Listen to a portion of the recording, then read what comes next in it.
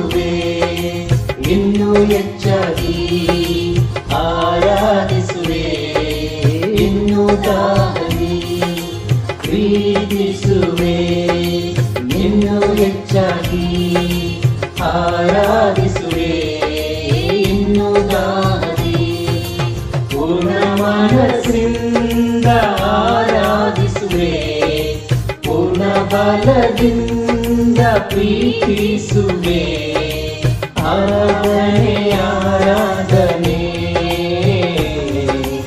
ಆರಾಧನೆ ಆರಾಧನೆ ಆರಾಧನೆ ಆರಾಧನೆ ಆರಾಧನೆ ಆರಾಧನೆ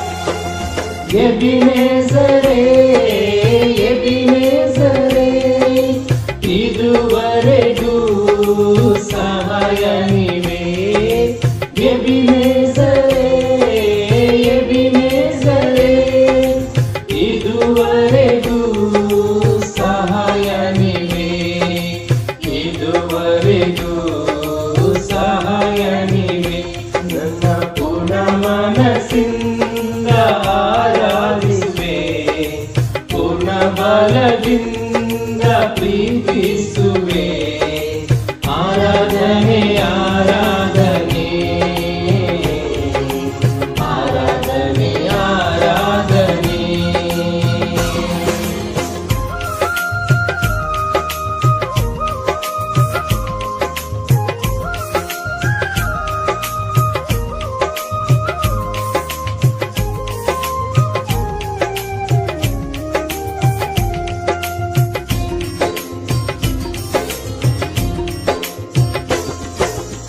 ಎಲ್ರೋಹಿ ಎಲ್ರೋಹಿ ನನ್ನ ಕಾಣುವೆ ಸ್ತೋತ್ರಯ ಎಲ್ರೋಹಿ ಎಲ್ರೋಹಿ ನನ್ನ ಕಾಣುವೆ ಸ್ತೋತ್ರಯ ನನ್ನ ಕಾಣುವೆ ಸ್ತೋತ್ರಯ ನನ್ನ ಪೂರ್ಣ ಮನಸ್ಸಿಂದ ಆರಾಧಿಸುವೆ ಪೂರ್ಣ ಬಲದಿಂದ ಪ್ರೀತಿಸುವೆ ಆರಾಧನೆ ಆರಾಧನೆ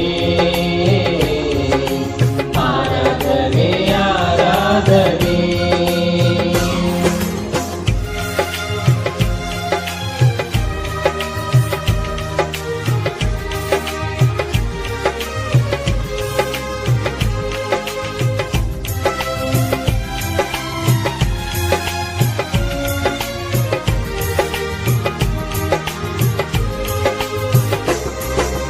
ಯೆಹೋವಾ ರಫಾ ಯೆಹೋವಾ ರಫಾ ಆರೋಗ್ಯ ನೀಡಿರುವೆ ಯೆಹೋವಾ ರಫಾ ಯೆಹೋವಾ ರಫಾ ಆರೋಗ್ಯ ನೀಡಿರುವೆ ಆರೋಗ್ಯ ನೀಡಿರುವೆ ನನ್ನ ಪೂರ್ಣ ಮನಸ್ಸಿಂದ ಆರಾಧಿಸುವೆ ಪೂರ್ಣ ಬಲದಿಂದ ಪ್ರೀತಿಸುವೆ ಆರಾಧನೆ ಆರಾಧನೆ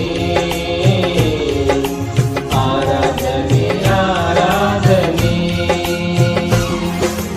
ಪ್ರೀತಿಸುವೆ ನಿನ್ನೂ ಹೆಚ್ಚಾಗಿ ಆರಾಧಿಸುವೆ ಇನ್ನೂ ದಾಹದಿ ಪ್ರೀತಿಸುವೆ ಇನ್ನೂ ಹೆಚ್ಚಾಗಿ ಆರಾಧಿಸುವೆ ಇನ್ನೂ ದಾಹದಿ ಪೂರ್ಣ ಮನಸ್ಸಿಂದ ಆರಾಧಿಸುವೆ ಪೂರ್ಣ ಬಲದಿಂದ ಪ್ರೀತಿಸುವೆ ಪೂರ್ಣ ಮನಸ್ಸಿಂದ ಆರಾಧಿಸುವೆ ಪೂರ್ಣ ಬಲದಿಂದ ಪ್ರೀತಿಸುವೆ. ಆರಾಧನೆ ಆರಾಧನೆ ಆರಾಧನೆ ಆರಾಧನೆ ಆರಾಧನೆ ಆರಾಧನೆ ಆರಾಧನೆ ಆರಾಧನೆ.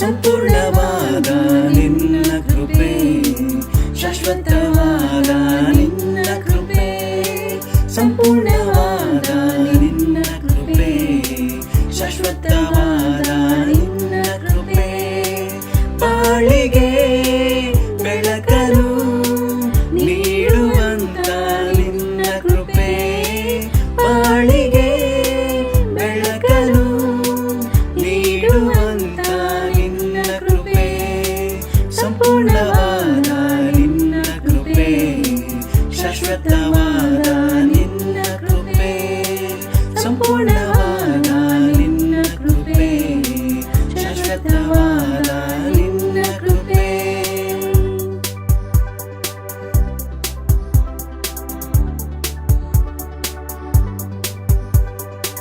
ಪಾಪಿಗೆ ಬಿಡುಗಡೆ ನೀಡಿದಂತ ನಿನ್ನ ಕೃಪೆ, ಪರಲೋಕದ ಭಾಗ್ಯವ ದಯಪಾಲಿಸಿದ ನಿನ್ನ ಕೃಪೆ, ಪಾಪಿಗೆ ಬಿಡುಗಡೆ ನೀಡಿದಂತ ನಿನ್ನ ಕೃಪೆ, ಪರಲೋಕದ ಭಾಗ್ಯವ ದಯಪಾಲಿಸಿದ ನಿನ್ನ ಕೃಪೆ, ಆತ್ಮದೇವನೇ ನಿನ್ನ ಕೃಪೆ, ಆರಾಧ್ಯ ದೇವನೇ ನಿನ್ನ ಕೃಪೆ, ಆತ್ಮದೇವನೇ ನಿನ್ನ ಕೃಪೆ, ಆರಾಧ್ಯ ದೇವನೇ ನಿನ್ನ ಕೃಪೆ, ಬಾಳಿಗೆ ಬೆಳಕನ್ನು ನೀಡುವಂತ ನಿನ್ನ ಕೃಪೆ, ಬಾಳಿಗೆ ಬೆಳಕನ್ನು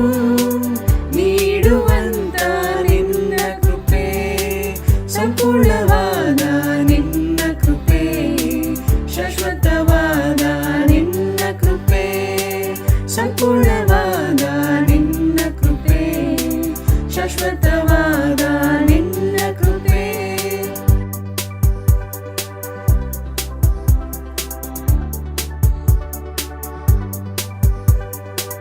ಕರುಣೆಯ ತೋರಿದ ಪರಿಶುದ್ಧವಾದ ನಿನ್ನ ಕೃಪೆ, ನಿತ್ಯವಾದ ಮರಣದಿಂದ ಬಿಡುಗಡೆ ಮಾಡಿದ ನಿನ್ನ ಕೃಪೆ, ಕರುಣೆಯ ತೋರಿದ ಪರಿಶುದ್ಧವಾದ ನಿನ್ನ ಕೃಪೆ, ನಿತ್ಯವಾದ ಮರಣದಿಂದ ಬಿಡುಗಡೆ ಮಾಡಿದ ನಿನ್ನ ಕೃಪೆ, ಆತ್ಮದೇವನೇ ನಿನ್ನ ಕೃಪೆ, ಆರೋಗ್ಯದಾತನೇ ನಿನ್ನ ಕೃಪೆ, ಆತ್ಮದೇವನೇ ನಿನ್ನ ಕೃಪೆ, ಆರೋಗ್ಯದಾತನೇ ನಿನ್ನ ಕೃಪೆ, ಬಾಳಿಗೆ ಬೆಳಕನ್ನು ನೀಡುವಂತ ನಿನ್ನ ಕೃಪೆ, ಬಾಳಿಗೆ ಬೆಳಕನ್ನು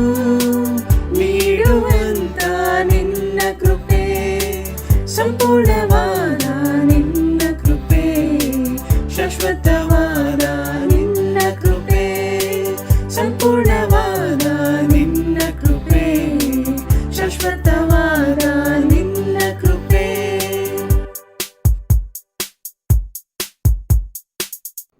ಮುಂಜಾನೆಯ ನಮಸ್ಕಾರಗಳು ಸಹೋದರ ಸಹೋದರಿಯರೇ ಮತ್ತು ಸ್ನೇಹಿತರೆ, ನಿಮ್ಮೆಲ್ಲರನ್ನು ಭಾರತೀಯ ಕ್ರಿಸ್ತ ಸಭೆಯ ಪರವಾಗಿ ಸುಸ್ವಾಗತಿಸುತ್ತೇನೆ. ಪ್ರಿಯ ಸಹೋದರ ಸಹೋದರಿ, ಈ ದಿನದಲ್ಲಿ ದೇವರು ನಮಗೆ ಏನು ಹೇಳಿಕೊಡ್ತಾರಂತ ನೋಡೋಣ. ಸತ್ಯದಿಂದ ಒಂದು ವಚನವನ್ನು ನೋಡೋಣ. ಕೀರ್ತನೆಗಳು 90ನೇ ಅಧ್ಯಾಯ 14ನೇ ವಚನ.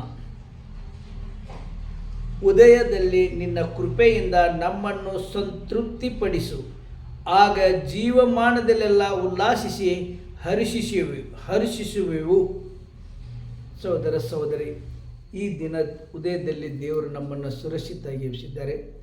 ಆತನ ಮಾತುಗಳನ್ನು ಕೇಳಿಸೋಕ್ಕೆ ಈ ದಿನ ಕೊಡ್ತಕ್ಕಂಥ ಸಂದೇಶವನ್ನು ಕಿರಣ್ ಬ್ರದರ್ ಮೂಲಕ ಕೊಡ್ತಾ ಇದ್ದಾರೆ. ನಮ್ಮೆಲ್ಲರೂ ಹೃದಯನ ತೆರೆದು ಕೇಳೋರವನ್ನ.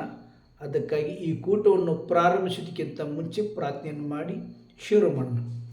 ಅಪ್ಪ ತಂದೆ ಮಹೋನ್ನತನೇ ಪರಿಶುದ್ಧಾತ್ಮನೇ, ನಿಮ್ಮ ನಾಮಕ್ಕೆ ಸ್ತೋತ್ರವಾಗಲಿ.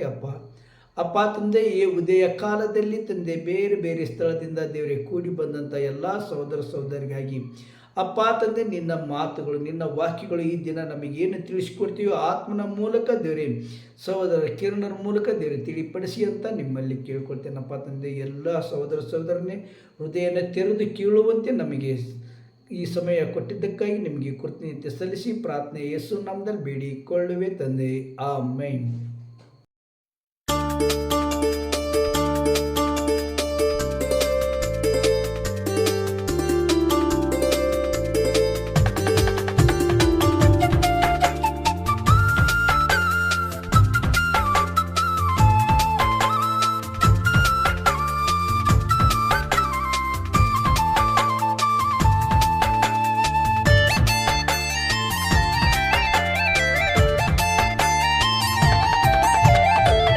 ಯೇಸುನಾಮ ಅತಿಶಯ ನಾಮ, ಪಾಪಿಗೆ ಪದನಾಮ.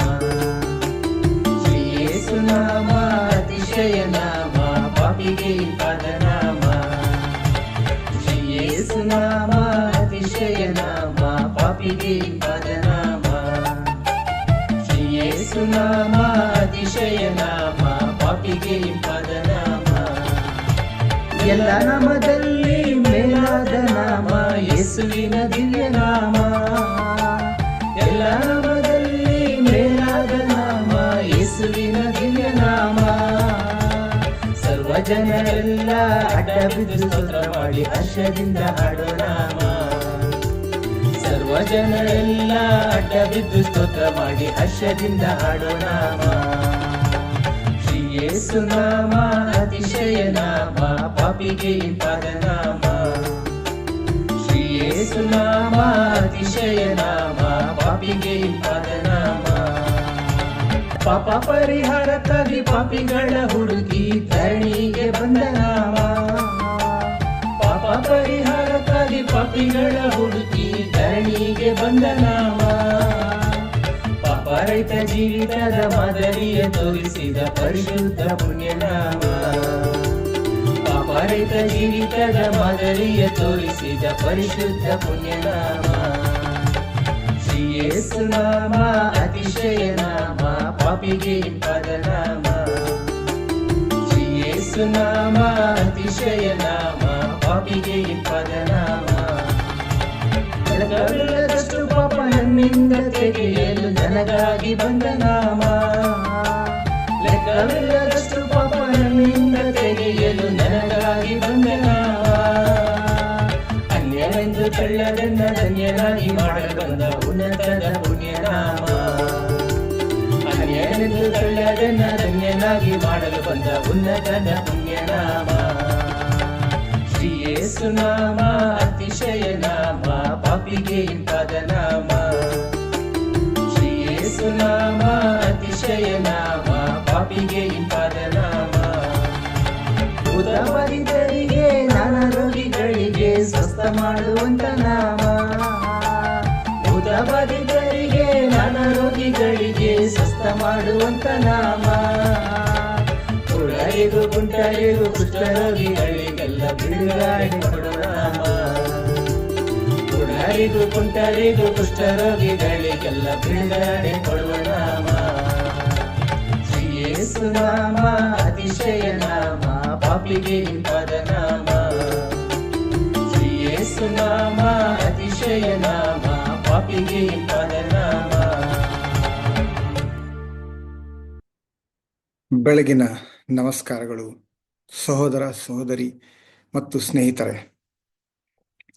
ಈ ದಿನ ನಾವು ಹಿಜ್ಕೀಯನ ಜೀವನದಿಂದ ಜಂಬದ ಕುರುಡುತನ ಅನ್ನೋದು ಶೀರ್ಷಿಕೆಯ ಪಾಠ ನಾವು ಕಲಿಯಲಿದ್ದೇವೆ.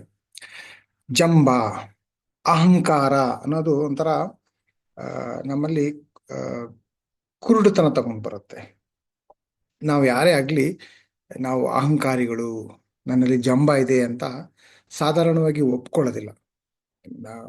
ಯಾರಾದ್ರೂ ನಿನಗೆ ತುಂಬಾ ಜಂಬ, ನಿನಗೆ ತುಂಬಾ ಅಹಂಕಾರ ಅಂತಂದ್ರೆ ನಾವು ಸಡನ್ ಆಗಿ ನಮ್ಮ ರಿಯಾಕ್ಷನ್ ಹೇಗಿರುತ್ತೆ ಅಂದ್ರೆ, ನನ್ನಲ್ಲ ಜಂಬನ, ಅಹಂಕಾರನ ಖಂಡಿತ ಇಲ್ಲ ಅನ್ನೋ ರೀತಿಯಲ್ಲಿ ನಾವು ಪ್ರತಿಕ್ರಿಯಿಸ್ತೀವಿ. ಎಷ್ಟರ ಮಟ್ಟಿಗೆ ನಾವು ಕುರುಡುತನದಲ್ಲಿ ಇರ್ತೀರಿ ಅಂತಂದ್ರೆ ಉದಾಹರಣೆಗಳು ಹೇಳ್ತೀನಿ ನೋಡಿ. ಇವಾಗ ಫಾರ್ ಎಕ್ಸಾಂಪಲ್, ಇವಾಗ ನಾವು ದಾವೀದು ಮತ್ತು ಗೊಲಾಯಾತನ ಒಂದು ಸತ್ಯವೇದ ವಚನಗಳು ಓದ್ತಾ ಇರ್ಬೇಕಾದ್ರೆ ಬಹಳ ಸಾರಿ ನಾವು ಹೆಂಗೆ ಆಲೋಚನೆ ಮಾಡ್ತೀರಿ, ನಾನು ದಾವೀದನ ರೀತಿಯಲ್ಲಿ, ನನ್ನಲ್ಲಿ ಬಲಹೀನತೆ, ನಾನು ಚಿಕ್ಕ ಹುಡುಗ, ನನ್ನ ಎದುರುಗಡೆ ಇರುವಂತ ಕಷ್ಟಗಳಾಗ್ಲಿ, ಏನು ನಾನು ಎದುರಿಸ್ಬೇಕಾಗಿದೆಯೋ ಅದು ಗೊಲಿಯಾತನ ರೀತಿಯಲ್ಲಿ ರಾಕ್ಷಸನ ಏನೋ ಅವತಾರ ತಗೊಂಡಿದೆ, ಅದನ್ನ ನಾನು ಎದುರಿಸಿ ಯಾವ ರೀತಿಲಿ ದಾವೀದು ಹೋರಾಡಿ ಗೆದ್ನೋ ಆ ರೀತಿಲಿ ನಾನು ಕೂಡ ಹೋರಾಡಿ ಗೆಲ್ಲಬೇಕು ಅಂತ ನಾವು ದಾವೀದನ ಪಾತ್ರ ಅಂತ ಊಹಿಸ್ಕೊಂಡು ಓದ್ತೀರಿ, ಅರ್ಥ ಮಾಡ್ಕೊಳ್ತೀರಿ. ಬಹುಶಃ ನಾವು ಗೊಲಾಯತ್ ಆಗಿರಬಹುದಲ್ವಾ? ನಾನು ರಾಕ್ಷಸನೇ ರೀತಿಯಲ್ಲಿ ಜಂಬದಿಂದ, ನನ್ನಿಂದಾನೇ, ನನ್ನ ಬಲದಿಂದಾನೇ ನಾನೆಲ್ಲ ಎದುರಿಸ್ತಾ ಇದ್ದೀನಿ, ನಾನೆಲ್ಲ ಗಳಿಸಿದ್ದೀನಿ ಅನ್ನೋ ರೀತಿಯಲ್ಲಿ ಜೀವನ ಮಾಡ್ತಾ ಇರ್ಬೋದಲ್ಲ. ನಾವು ದಾವೀದಲ್ಲ, ಗೊಲಾಯತನಾಗಿರ್ಬಹುದಲ್ವಾ? ಬಟ್ ಆ ರೀತಿಯಲ್ಲಿ ನಾವು ಆಲೋಚನೆ ಮಾಡಲ್ಲ. ಯಾಕೆ? ಈ ಜಂಬ ಅನ್ನೋದು ನಮ್ಮನ್ನ ಕುರುಡುತನ ಬಿಡುತ್ತೆ. ಇನ್ನು ಕೆಲವು ಉದಾಹರಣೆಗಳು ಬಿಡ್ತೀನಿ. ನಾನು ಪ್ರಾರ್ಥನೆ ಮಾಡ್ತಾ ಇಲ್ಲ, ಪ್ರತಿ ದಿನ ನಾನು ಪ್ರಾರ್ಥನೆ ಮಾಡ್ತಾ ಇಲ್ಲ, ಪ್ರಾರ್ಥನೆಯ ಮೇಲೆ ನಾನು ಆಧಾರಿತನಾಗಿಲ್ಲ, ಎಷ್ಟು ಆಧಾರಿತನಾಗಿರ್ಬೇಕು ಆ ರೀತಿಯಲ್ಲಿ ಆಧಾರಿತನಾಗಿಲ್ಲ ಅಂತಂದ್ರೆ, ನಾನು ದೇವ್ರಿಗೆ ಏನ್ ಹೇಳ್ತಾ ಇದ್ದೀನಿ ಅಂದ್ರೆ, ದೇವ್ರೆ ನಿನ್ನ ಸಹಾಯ ನನಗೆ ಬೇಕಾಗಿಲ್ಲ, ನಾನು ನನ್ನ ಸ್ವಂತ ಶಕ್ತಿಯಿಂದ ಜೀವನ ಮಾಡಬಲ್ಲೆ, ನಾನು ಪ್ರಾರ್ಥನೆ ಮಾಡುವಂತ ಅವಶ್ಯಕತೆ ಇಲ್ಲ. ಮಾತುಗಳಿಂದ ಹೇಳ್ತಾ ಇಲ್ಲ, ಆದ್ರೆ ಪ್ರಾರ್ಥನೆ ಮಾಡದೇ ಇದ್ರೆ ಅದೇ ಅರ್ಥ. ಜಂಬದಿಂದ ನಾನು ದೇವ್ರ ತೋರಿಸ್ಕೊಳ್ತಾ ಇದ್ದೀನಿ, ದೇವ್ರೆ ನೀನು ನನಗೆ ಬೇಡ, ನನ್ನ ಸ್ವಂತ ಶಕ್ತಿಯಿಂದ ನಾನು ಜೀವನ ಮಾಡ್ತಿದ್ದೀನಿ ಅಂತ ತೋರಿಸ್ಕೊಳ್ತಾ ಇದ್ದೀರಿ. ಆ ರೀತಿಯಲ್ಲಿ ಅಹಂಕಾರದಲ್ಲಿ, ಕುರುಡುತನದಲ್ಲಿ ಜೀವನ ಮಾಡ್ತಾ ಇರ್ತೀರಿ. ಅಕಸ್ಮಾತ್ ನಾನು ನನ್ನ ಕುಟುಂಬಕ್ಕೆ ಸಮಯ ಕೊಡ್ತಾ ಇಲ್ಲ ಅಂತಂದ್ರೆ, ಅವ್ರಿಗೆ ಆದ್ಯತೆ ನೀಡ್ತಾ ಇಲ್ಲ, ಅವ್ರ ಜೊತೆಲಿ ಸಮಯ ಕಳೀತಾ ಇಲ್ಲ, ಮಾತುಕತೆ ನಡೆಸ್ತಾ ಇಲ್ಲ, ಆವಾಗ ಕುತ್ಕೊಂಡು ಮಾತಾಡೋದು ಏನಾಗ್ತಾ ಇದೆ ಜೀವನದಲ್ಲಿ, ಅವ್ರ ಜೀವನದಲ್ಲಿ ಏನಾಗ್ತಾ ಇದೆ, ಕುಟುಂಬದಲ್ಲಿ ಏನಾಗ್ತಾ ಇದೆ, ಇದು ಚರ್ಚೆ ಮಾಡೋದಕ್ಕೆ ನಾನು ಸಮಯ ಮಾಡ್ಕೊಡ್ತಾ ಇಲ್ಲ ಅಂತಂದ್ರೆ ಕುಟುಂಬ ನನಗೆ ಬೇಡ, ಕುಟುಂಬಕ್ಕೆ ಆದ್ಯತೆ ನೀಡ್ತಾ ಇಲ್ಲ ನಾನು, ಕುಟುಂಬ ನನಗೆ ಬೇಡ ಅಂತ ಅರ್ಥ. ಒಪ್ಕೊಳ್ತೀರಾ? ಇಲ್ಲ. ಯಾಕೆ? ಜಂಬ ನಾನು ತಡೆಯುತ್ತೆ.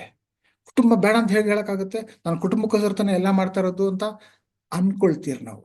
ಆದ್ರೆ ಈ ಜಂಬ ಅನ್ನೋದು, ಅಹಂಕಾರ ಅನ್ನೋದು ನಮ್ಮನ್ನ ಕುರುಡ್ರನಾಗಿ ಮಾಡುತ್ತೆ. ನಿಜ ಏನಿದೆಯೋ ಅದನ್ನ ನಾವು ನೋಡದೇ ಇರೋ ರೀತಿಲಿ ಕುರುಡು ತರ ತಗೊಂಡೋಗ್ಬಿಡುತ್ತೆ. ಆಲೋಚನೆ ಮಾಡಿ ನೋಡಿ, ಯಾವ್ಯಾವ ರೀತಿಲಿ ನಾನು ಜಂಬದಿಂದ ಈ ದಿನ ಕುರುಡನಾಗಿದ್ದೀನಿ ಅಂತ. ಇವತ್ತಿನ ಪಾಠ ನನ್ನ ಮತ್ತು ನಿಮ್ಮೆಲ್ಲರ ಮನಸ್ಸಿನ ಕಣ್ಣುಗಳು ತೆರೆದು ಯಾವ ಯಾವ ವಿಷಯದಲ್ಲಿ ನನ್ನಲ್ಲಿ ಅಹಂಕಾರ ತುಂಬಿದೆ, ಜಂಬ ತುಂಬಿದೆ, ಈ ಜಂಬ ಅಹಂಕಾರದಿಂದ ನಾನು ಕುರುಡನಾಗಿದ್ದೀನಿ, ನಿಜ ಏನ್ ತಿಳ್ಕೊಳ್ತಾ ಇಲ್ಲ, ಪವಿತ್ರಾತ್ಮರ ಹತ್ರ ಕೇಳ್ಕೊಂತ ಇರೋದು, ನಮ್ಮ ಮನಸ್ಸಿನ ಕಣ್ಣುಗಳು ತೆಗೆದು ಆ ನಿಜ, ಆ ಸತ್ಯ, ನಾನು ಯಾವ ರೀತಿಲಿ ಜೀವನ ಮಾಡ್ತಾ ಇದ್ದೀನಿ ಅನ್ನೋಂತ ಒಂದು ಆ ಸತ್ಯನ ಪವಿತ್ರಾತ್ಮ ನಮಗೆ ಮನದಟ್ಟು ಮಾಡಿಸಿ ನಮ್ಮ ಮನಸ್ಸುಗಳನ್ನ ಬದಲಾವಣೆ ಮಾಡಬೇಕು ಅಂತ ದೇವರಲ್ಲಿ ಪ್ರಾರ್ಥಿಸಿ ಈ ಪಾಠದಲ್ಲಿ ಮುಂದೆ ಹೋಗೋಣ. ಪ್ರಾರ್ಥನೆ ಮಾಡೋಣ. ಹೌದು ಸ್ವಾಮಿ, ಎಷ್ಟೋ ವಿಧಗಳಲ್ಲಿ ನಾನು ಜಂಬದಿಂದ, ಅಹಂಕಾರದಿಂದ ಮೆರೆಕೊಳ್ತಾ ಇರ್ತೀನಿ ಸ್ವಾಮಿ. ಎಷ್ಟು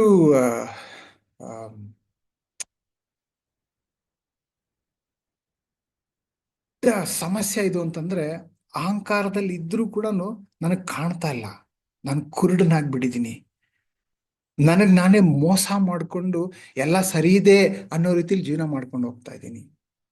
ಆ ರೀತಿಲಿ ಇಲ್ದಿರ ಪವಿತ್ರಾತ್ಮರ ಇವತ್ತಿನ ಪಾಠ ಹಿಜ್ಕೀಯನ ಜೀವನದಿಂದ ನಾವು ಈ ಒಂದು ವಚನಗಳು ಓದ್ಬೇಕಾದ್ರೆ ನನ್ನ ಈ ಒಂದು ಪಾಠ ಕೇಳ್ತಾರಂತ ಎಲ್ಲಾ ಸಹೋದರ ಸಹೋದರಿಯರ ಮನಸ್ಸಿನ ಕಣ್ಣುಗಳಿಂದ ತೆಗೆದು ಯಾವ ರೀತಿಯಲ್ಲಿ ನಾವು ಅಹಂಕಾರಿಗಳಾಗಿದ್ರಿ, ಜಂಬದಿಂದ ನಾವು ಜೀವನ ಮಾಡ್ತಾ ಇದ್ದೀರೋ ಅದನ್ನ ತೋರಿಸ್ಕೊಡಿ, ಅದರಿಂದ ಬದಲಾವಣೆ ಆಗುವಂತ ಮನಸ್ಸು ನೀವು ನಮ್ಗೆ ಕೊಡ್ತೀರ ಅಂತ ಹೇಳಿ ನಂಬಿ, ನಾನೇನೇ ಮಾತಾಡಿದ್ರು ಬರೀ ನನ್ನ ಜ್ಞಾನ, ನನ್ನ ಒಂದು ಅನಿಸಿಕೆ, ನನ್ನ ಒಂದು ಅನುಭವಗಳು ಮಾತ್ರ ಅಲ್ದಿರ ಪವಿತ್ರ ಆದ್ಮೇಲೆ ನೀವೇ ನನ್ನ ಮೂಲಕ ಮಾತಾಡ್ತಿದ್ದೀರ ಅಂತ ಹೇಳಿ ಸಂಪೂರ್ಣ ನಂಬಿಕೆಯಿಂದ ಈ ಒಂದು ಪ್ರಾರ್ಥನೆನ ಯೇಸುವೆ ನಿಮ್ಮ ನಾಮದಲ್ಲಿ ಕೇಳಿ ಮುಗಿಸ್ತಾ ಇದ್ದೀರಿ.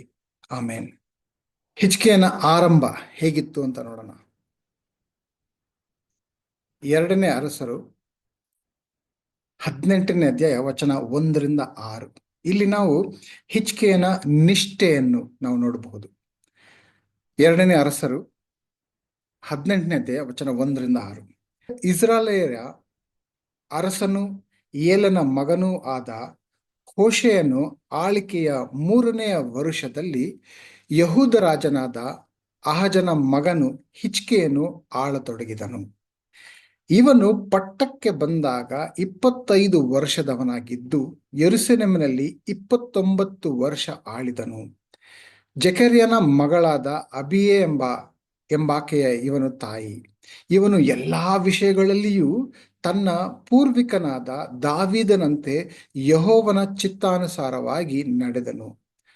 ಪೂಜಾ ಸ್ಥಳಗಳನ್ನು ಹಾಳು ಮಾಡಿ ಕಲ್ಲು ಕಂಬಗಳನ್ನು ಒಡೆದು ಅಶೇರ ವಿಗ್ರಹ ಸ್ತಂಭಗಳನ್ನು ಕಡಿದು ಹಾಕಿದನು. ಮೋಶೆಯು ಮಾಡಿಸಿದ ತಾಮ್ರ ಸರ್ಪವನ್ನು ಚೂರು ಚೂರು ಮಾಡಿದನು. ಇಸ್ರಾಯೇಲರು ಅದಕ್ಕೆ ಅವರಿಗೆ ಧೂಪ ಸಡುತ್ತಿದ್ದರು. ಅದಕ್ಕೆ ನೆಹಷ್ಟಾನ್ ಎಂಬ ಹೆಸರಿತ್ತು. ಇವನು ಇಸ್ರಾಯೇಲ್ ದೇವರಾದ ಯೆಹೋವನಲ್ಲಿ ಭರವಸವಿಟ್ಟಿದ್ದನು. ಯಹೂದ್ಯರಲ್ಲಿ ಇವನಿಗೆ ಸಮಾನರಾದ ಅರಸನು ಮುಂಚೆಯೂ ತರುವಾಯವೂ ಇರಲಿಲ್ಲ. ಇದಲ್ಲದೆ ಇವನು ಯೆಹೋವನನ್ನೇ ಹೊಂದಿಕೊಂಡು ಆತನನ್ನು ಬಿಡದೆ ಹಿಂಬಾಲಿಸಿ ಆತನು ಮೋಶೆಯ ಮುಖಾಂತರವಾಗಿ ಅನುಗ್ರಹಿಸಿದ ಆಜ್ಞೆಯನ್ನು ಕೈಗೊಂಡನು ಅಂತ ವಚನ 1-6 ನಾವು ನೋಡ್ತಾ ಇದ್ದೀರಿ. ಇಲ್ಲಿ 3ನೇ ವಚನ ಗಮನಿಸೋಣ. ಇವನು ಎಲ್ಲಾ ವಿಷಯಗಳಲ್ಲಿಯೂ ತನ್ನ ಪೂರ್ವಿಕನಾದ ದಾವೀದನಂತೆ ಯೆಹೋವನ ಚಿತ್ತಾನುಸಾರವಾಗಿ ನಡೆದನು. ಅಷ್ಟೇ ಅಲ್ದಿರ ಹೇಳ್ತಾರೆ ಯಹೂದ್ಯದಲ್ಲಿ ವಚನ 5ರಲ್ಲಿ ಯಹೂದ್ಯರಲ್ಲಿ ಇವನಿಗೆ ಸಮಾನರಾದ ಅರಸನು ಮುಂಚೆಯೂ ತರುವಾಯವೂ ಇರಲಿಲ್ಲ ಅಂತ ಈ ಒಂದು ಪ್ರಾರಂಭದಲ್ಲಿ 6 ವಚನಗಳಲ್ಲಿ ಹಿಜ್ಕೀಯನ ಒಂದು ಜೀವನ ಹೇಗೆ ಶುರುವಾಯಿತು ಅನ್ನೋದ್ರ ಬಗ್ಗೆ ಪರಿಚಯ ನೀಡ್ತಾ ಇದ್ದಾರೆ.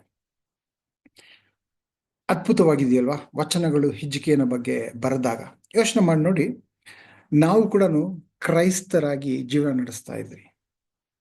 ನಮ್ಮ ಬಗ್ಗೆ ದೇವರು ಬರಿಬೇಕು ಅಂತಂದ್ರೆ ಏನಂತ ಬರಿಬೇಕು ಅಂತ ಆಸೆ ಪಡ್ತೀರಾ?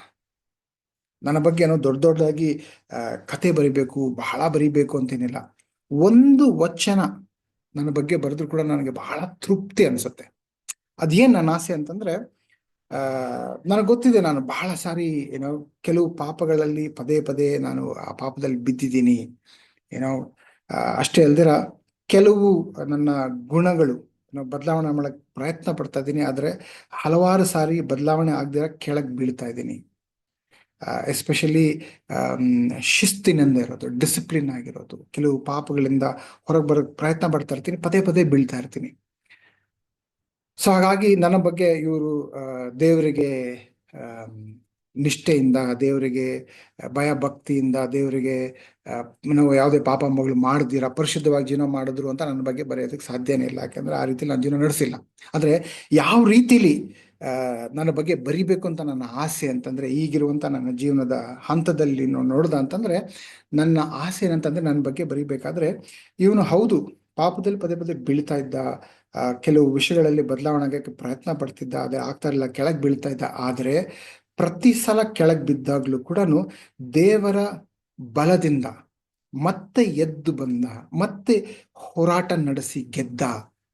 ಆ ರೀತಿಲಿ ಬರೀಬೇಕು. ಸೊ ಆ ಪ್ರಯತ್ನದಲ್ಲೇ ಇದ್ದೀನಿ. ನಾನು ಕೆಳಗೆ ಬೀಳ್ತೀನಿ, ಬಿದ್ಮೇಲೆ ತಕ್ಷಣ ಎದ್ದು ಬರಬೇಕು.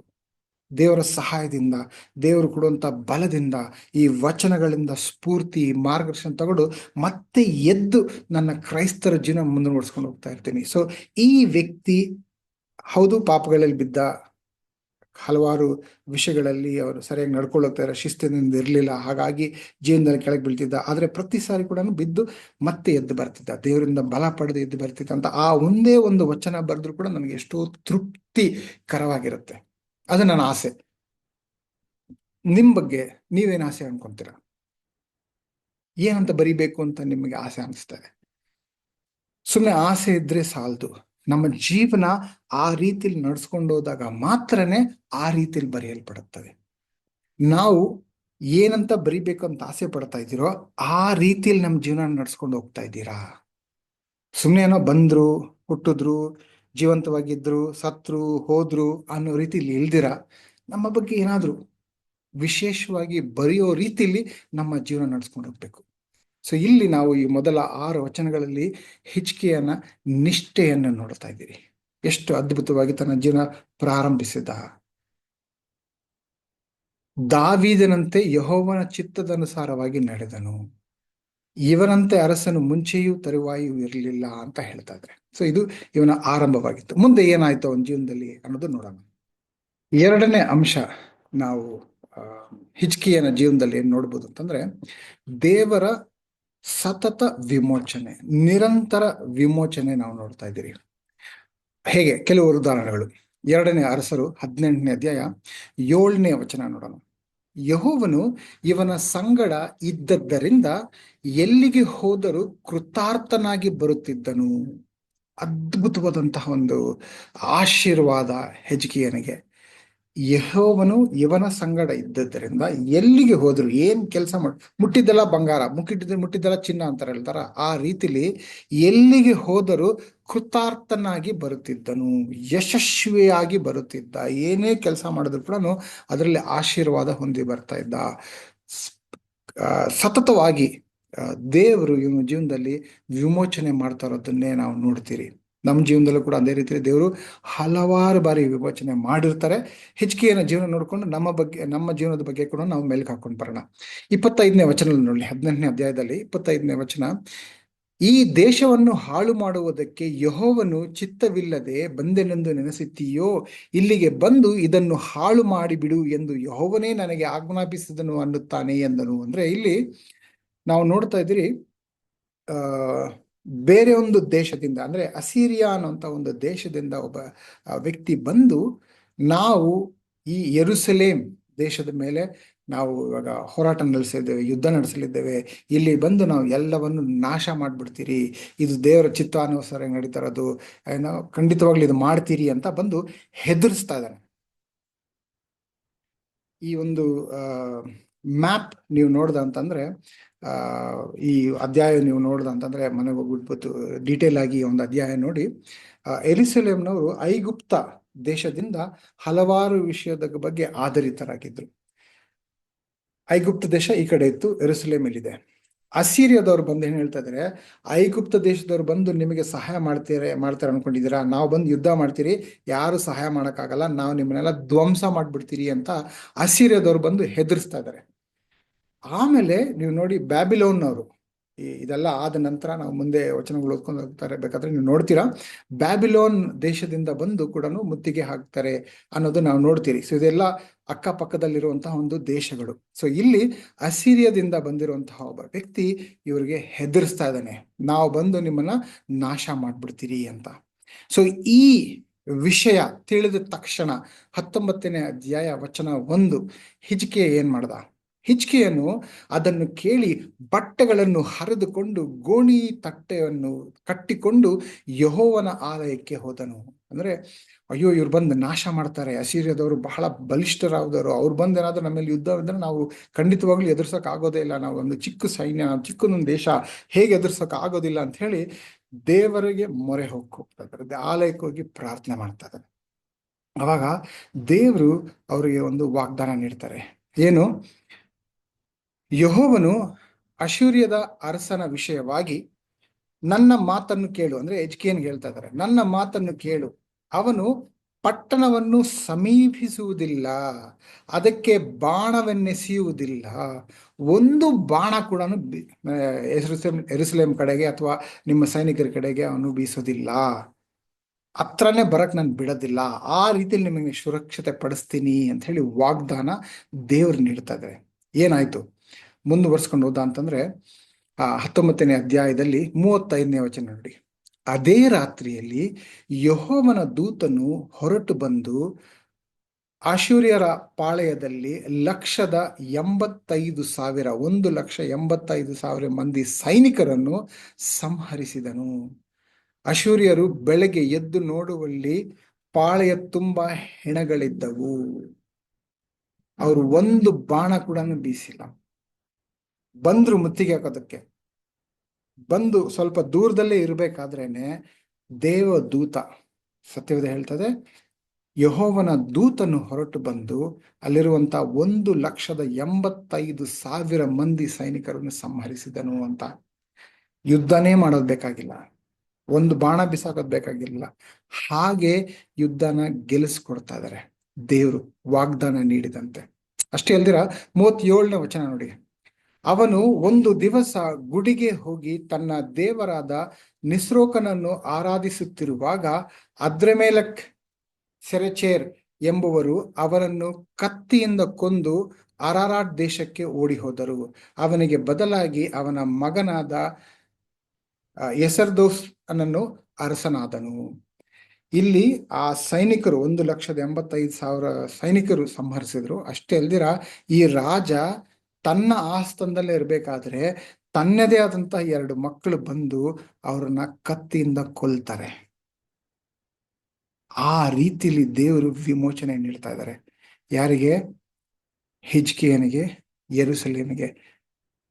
ದೇವರ ವಿಮೋಚನೆ ನೋಡಿ, ಒಂದಲ್ಲ ಎರಡಲ್ಲ ಹಲವಾರು ರೀತಿಯಲ್ಲಿ. ಹಾಗೆ ಕಂಟಿನ್ಯೂ ಮಾಡಿಕೊಂಡು 20ನೇ ಅಧ್ಯಾಯ ನೋಡೋಣ, ವಚನ 1-6. ಆ ಕಾಲದಲ್ಲಿ ಹಿಜ್ಕೀಯನು ಮರಣಕರ ರೋಗದಲ್ಲಿ ಬಿದ್ದನು. ಆಗ ಆಮೋಚನ ಮಗನು ಪ್ರವಾದಿಯೂ ಆದ ಯೆಶಾಯನು ಅವನ ಬಳಿಗೆ ಬಂದು ಅವನಿಗೆ, ನಿನ್ನ ಮನೆಯ ವಿಷಯವಾಗಿ ವ್ಯವಸ್ಥೆ ಮಾಡು, ಯಾಕೆಂದರೆ ನೀನು ಉಳಿಯುವ ಹಾಗಿಲ್ಲ, ಸಾಯಬೇಕಾಗಿದೆ ಎಂಬುದಾಗಿ ಯೆಹೋವನು ಅನ್ನುತ್ತಾನೆ ಎಂದು ಹೇಳಿದನು. ಇದನ್ನು ಕೇಳಿದೊಡನೆ ಹಿಜ್ಕೀಯನು ಮೊರೆಯನ್ನು ಗೋಡೆಯ ಕಡೆಗೆ ತಿರುಗಿಸಿ, ಯೆಹೋವನೇ, ನಾನು ನಂಬಿಕಸ್ಥನಾಗಿಯೂ ಯಥಾರ್ಥ ಚಿತ್ತನಾಗಿಯೂ ನಿನಗೆ ನಡೆದುಕೊಂಡು ನಿನ್ನ ದೃಷ್ಟಿಯಲ್ಲಿ ಒಳ್ಳೆಯದವನಾಗಿದ್ದನನ್ನು ನೆನಪು ಮಾಡಿಕೋ ಎಂದು ಪ್ರಾರ್ಥಿಸಿ ಬಹಳವಾಗಿ ಅತ್ತನು. ಯೆಶಾಯನು ಅರಮನೆಯ ಮಧ್ಯ ಪ್ರಕಾರವನ್ನು ದಾಟುವುದಕ್ಕೆ ಮೊದಲು ಯೆಹೋವನ ಅವನಿಗೆ, ನೀನು ಹಿಂದಿರುಗಿ ಹೋಗಿ ನನ್ನ ಪ್ರಜೆಗಳ ಪ್ರಭುವಾಗಿರುವಂತ ಹಿಜ್ಕೀಯನಿಗೆ, ನಾನು ನಿನ್ನ ಪ್ರಾರ್ಥನೆಯನ್ನು ಕೇಳಿದ್ದೇನೆ, ನಿನ್ನ ಕಣ್ಣೀರನ್ನು ನೋಡಿದ್ದೇನೆ, ನೀನು ಗುಣ ಹೊಂದಿ ನನ್ನ ಆಲಯಕ್ಕೆ ಬರುವಿ, ಇದಲ್ಲದೆ ನಿನ್ನ ಆಯುಷ್ಯಕ್ಕೆ 15 ವರ್ಷಗಳನ್ನು ಕೂಡಿಸುತ್ತೇನೆ, ನಿನ್ನನ್ನು ಈ ಪಟ್ಟಣವನ್ನು ಅಶ್ಶೂರ್ಯದ ಅರಸನ ಕೈಗೆ ಬೀಳದಂತೆ ತಪ್ಪಿಸುವೆನು, ನನಗೋಸ್ಕರವಾಗಿಯೂ ನನ್ನ ಸೇವಕನಾದ ದಾವಿದನಿಗೋಸ್ಕರವಾಗಿಯೂ ಈ ಪಟ್ಟಣವನ್ನು ಉಳಿಸಿ ಕಾಪಾಡುವೆನು ಎಂಬುದಾಗಿ ನಿನ್ನ ಪೂರ್ವಿಕನಾದ ದಾವಿದನ ದೇವರಾಗಿರುವ ಯೆಹೋವನು ಹೇಳುತ್ತಾನೆ ಎಂದು ತಿಳಿಸು ಎಂದು ಆಜ್ಞಾಪಿಸಿದನು. ಅದ್ಭುತವಾದಂಥ ವಚನಗಳು. ಇಲ್ಲಿ ದೇವರೇ ನಿರ್ಧಾರ ಮಾಡಿಬಿಟ್ಟು ಹಿಜ್ಕೀಯನ ಸಮಯ ಮುಗೀತು. ಯೆಶಾಯ ಅನ್ನೋಂಥ ಪ್ರವಾದಿ ಹತ್ರ ಬಂದು ಹೇಳ್ತಾ ಇದ್ದಾರೆ, ನೀನು ಹೋಗಿ ಹಿಜ್ಕೀಯನಿಗೆ ಹೇಳು, ನೀನು ನಿನ್ನ ಒಂದು ಜೀವನ ಏನಿದೆಯೋ ಅದನ್ನ ವ್ಯವಸ್ಥೆ ಮಾಡು, ಯಾಕಂದ್ರೆ ನಿನ್ನ ಕಾಲ ಮುಗೀತು, ನೀನು ಉಳಿಯೋದಿಲ್ಲ ಅಂತ ಹೇಳ್ತಾರೆ. ಅದು ಹೇಳಿ ಯೆಶಾಯ ಅರಮನೆಗೆ ಬಂದು ಹಿಜ್ಕೀಯನ ಹತ್ರ ಹೇಳ್ತಾ ಇದ್ದಾರೆ, ಹೇಳಿ ವಾಪಸ್ ತೆರಳಿ ಹೋಗ್ತಾ ಇದ್ದಾನೆ. ಇಮ್ಮಿಡಿಯೇಟ್ ಆಗಿ ಹಿಜ್ಕೀಯನು ದೇವರಿಗೆ ಮೊರೆ ಹೋಗ್ತಾ ಇದ್ದಾರೆ, ದೇವ್ರ ಹತ್ರ ಬೇಡ್ಕೊತಾ ಇದ್ದಾರೆ, ಬಹಳವಾಗಿ ಹತ್ತುಕೊಂಡು ದೇವರ ಹತ್ರ ಪ್ರಾರ್ಥನೆ ಮಾಡ್ತಾ ಇದ್ದಾರೆ. ದೇವರೇ, ನಾನು ನಂಬಿಕಸ್ಥನಾಗಿಯೂ ಯಥಾರ್ಥ ಚಿತ್ತನಾಗಿಯೂ ನಿನಗೆ ನಡೆದುಕೊಂಡಿದ್ದನು, ನಿನ್ನ ದೃಷ್ಟಿಯಲ್ಲಿ ಒಳ್ಳೆಯವನಾಗಿದ್ದನು ಎಂದು ನೆನಪು ಮಾಡಿಕೋ ಅಂತ ದೇವರಿಗೆ ನೆನಪುಗೊಳಿಸ್ತಾ ಇದ್ದಾರೆ. ಎಷ್ಟರ ಮಟ್ಟಿಗೆ ಅವರ ಪ್ರಾರ್ಥನೆ, ಅವರ ನಂಬಿಕೆಯಲ್ಲಿ ದೇವರು ಮನಸ್ಸು ಬದಲಾವಣೆ ಆಯಿತು ಅಂತಂದ್ರೆ, ಯೆಶಾಯ ಇನ್ನೂ ಅರಮನೆಯ ಮಧ್ಯ ಪ್ರಕಾರದಲ್ಲೇ ದಾಟಿ ಹೋಗ್ತಾ ಇದ್ದಾನೆ. ಅಷ್ಟರಲ್ಲೇ ಮತ್ತೆ ದೇವ್ರು ಯೆಶಾಯಗೆ ಹೇಳ್ತಾ ಇದ್ದಾರೆ, ನೀನು ಹಿಂತಿರುಗಿ ಹೋಗಿ ಹಿಜ್ಕೀಯನಿಗೆ ಹೇಳು, ನಿನಗಿನ್ನು 15 ವರ್ಷ ನಾನು ಕೊಡ್ತಾ ಇದ್ದೀನಿ ಅಂತ ಆಶೀರ್ವಾದ. ಮತ್ತೆ ಇನ್ನೊಂದ್ಸರಿ ವಿಮೋಚನೆ, ಅದ್ಭುತವಾಗಿ ವಿಮೋಚನೆ ನೀಡ್ತಾ ಇದ್ದಾರೆ. ಇಲ್ಲಿ ದೇವರಿಗೆ ಪ್ರಾರ್ಥನೆ ಮಾಡಿದಾಗ ತಕ್ಷಣ ದೇವರು ಯೆಶಾಯನಿಗೆ ಹೇಳಿ, ಹೋಗಿ ಹೇಳು 15 ವರ್ಷ ಕೊಡ್ತಾ ಇದ್ದೀನಿ ಅಂತ. ಎಷ್ಟು ಅದ್ಭುತವಾದಂಥ ಒಂದು ಆಶೀರ್ವಾದ ಭರಿತವಂತ ಜೀವನ ಹಿಜ್ಕೀಯನಾಗಿತ್ತು. ದೇವರ ವಿಮೋಚನೆ ನೋಡಿ ಎಷ್ಟು ಅದ್ಭುತವಾಗಿದೆ.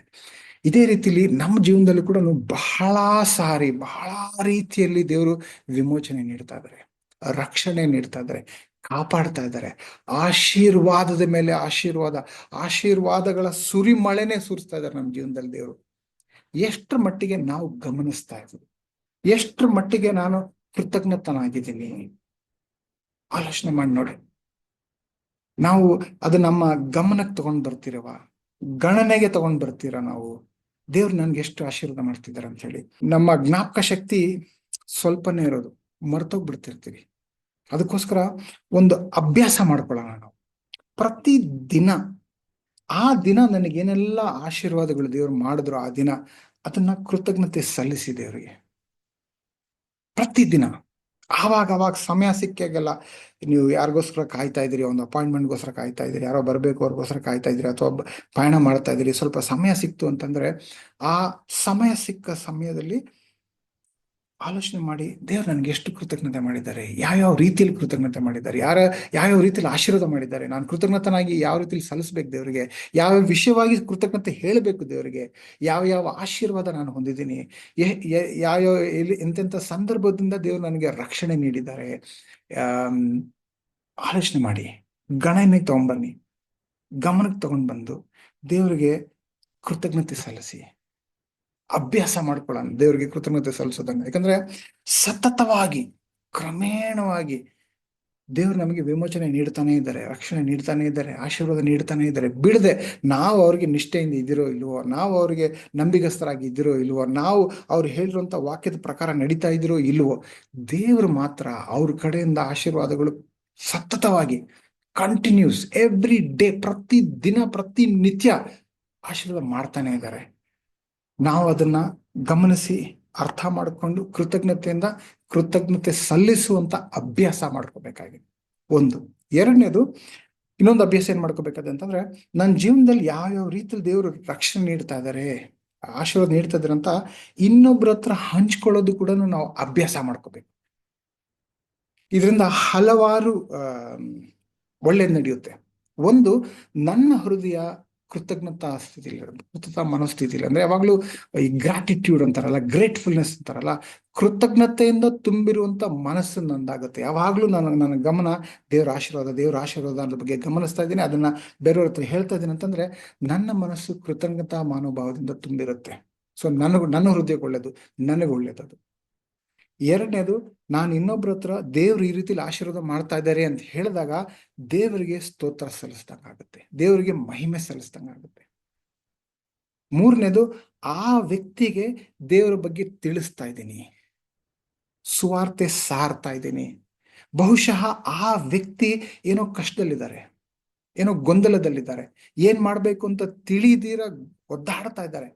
ನಾವು ದೇವ್ರು ಯಾವ ರೀತಿಲಿ ಆಶೀರ್ವಾದ ಮಾಡಿದ್ರು ಅನ್ನೋಂತ ಹೇಳ್ತಿರೋ ಅದು ಅವರಿಗೆ ಮಾರ್ಗದರ್ಶನವಾಗ್ಬೋದು, ಅದು ಅವರಿಗೆ ಸ್ಫೂರ್ತಿ ನೀಡ್ಬೋದು, ಅದು ಅವರಿಗೆ ಭರವಸೆ ನೀಡ್ಬೋದು, ಅದು ಅವ್ರನ್ನ ದೇವ್ರ ಕಡೆಗೆ ತಿರ್ಕೊಳ್ಳೋ ರೀತಿಲಿ ಮಾಡಬಹುದು. ಈ ರೀತಿಲಿ ಹಲವಾರು ಒಳ್ಳೇದಾಗತ್ತೆ. ನಾವು ದೇವ್ರು ನಮ್ಮ ಜೀವನದಲ್ಲಿ ಮಾಡಿರುವಂತ ಆಶೀರ್ವಾದಗಳನ್ನ ಬೇರೆಯವ್ರ ಹತ್ರ ಹಂಚ್ಕೊಳ್ತಾ ಇದ್ರೆ ಅದನ್ನ ಅಭ್ಯಾಸ ಮಾಡ್ಕೊಳ್ಳೋಣ.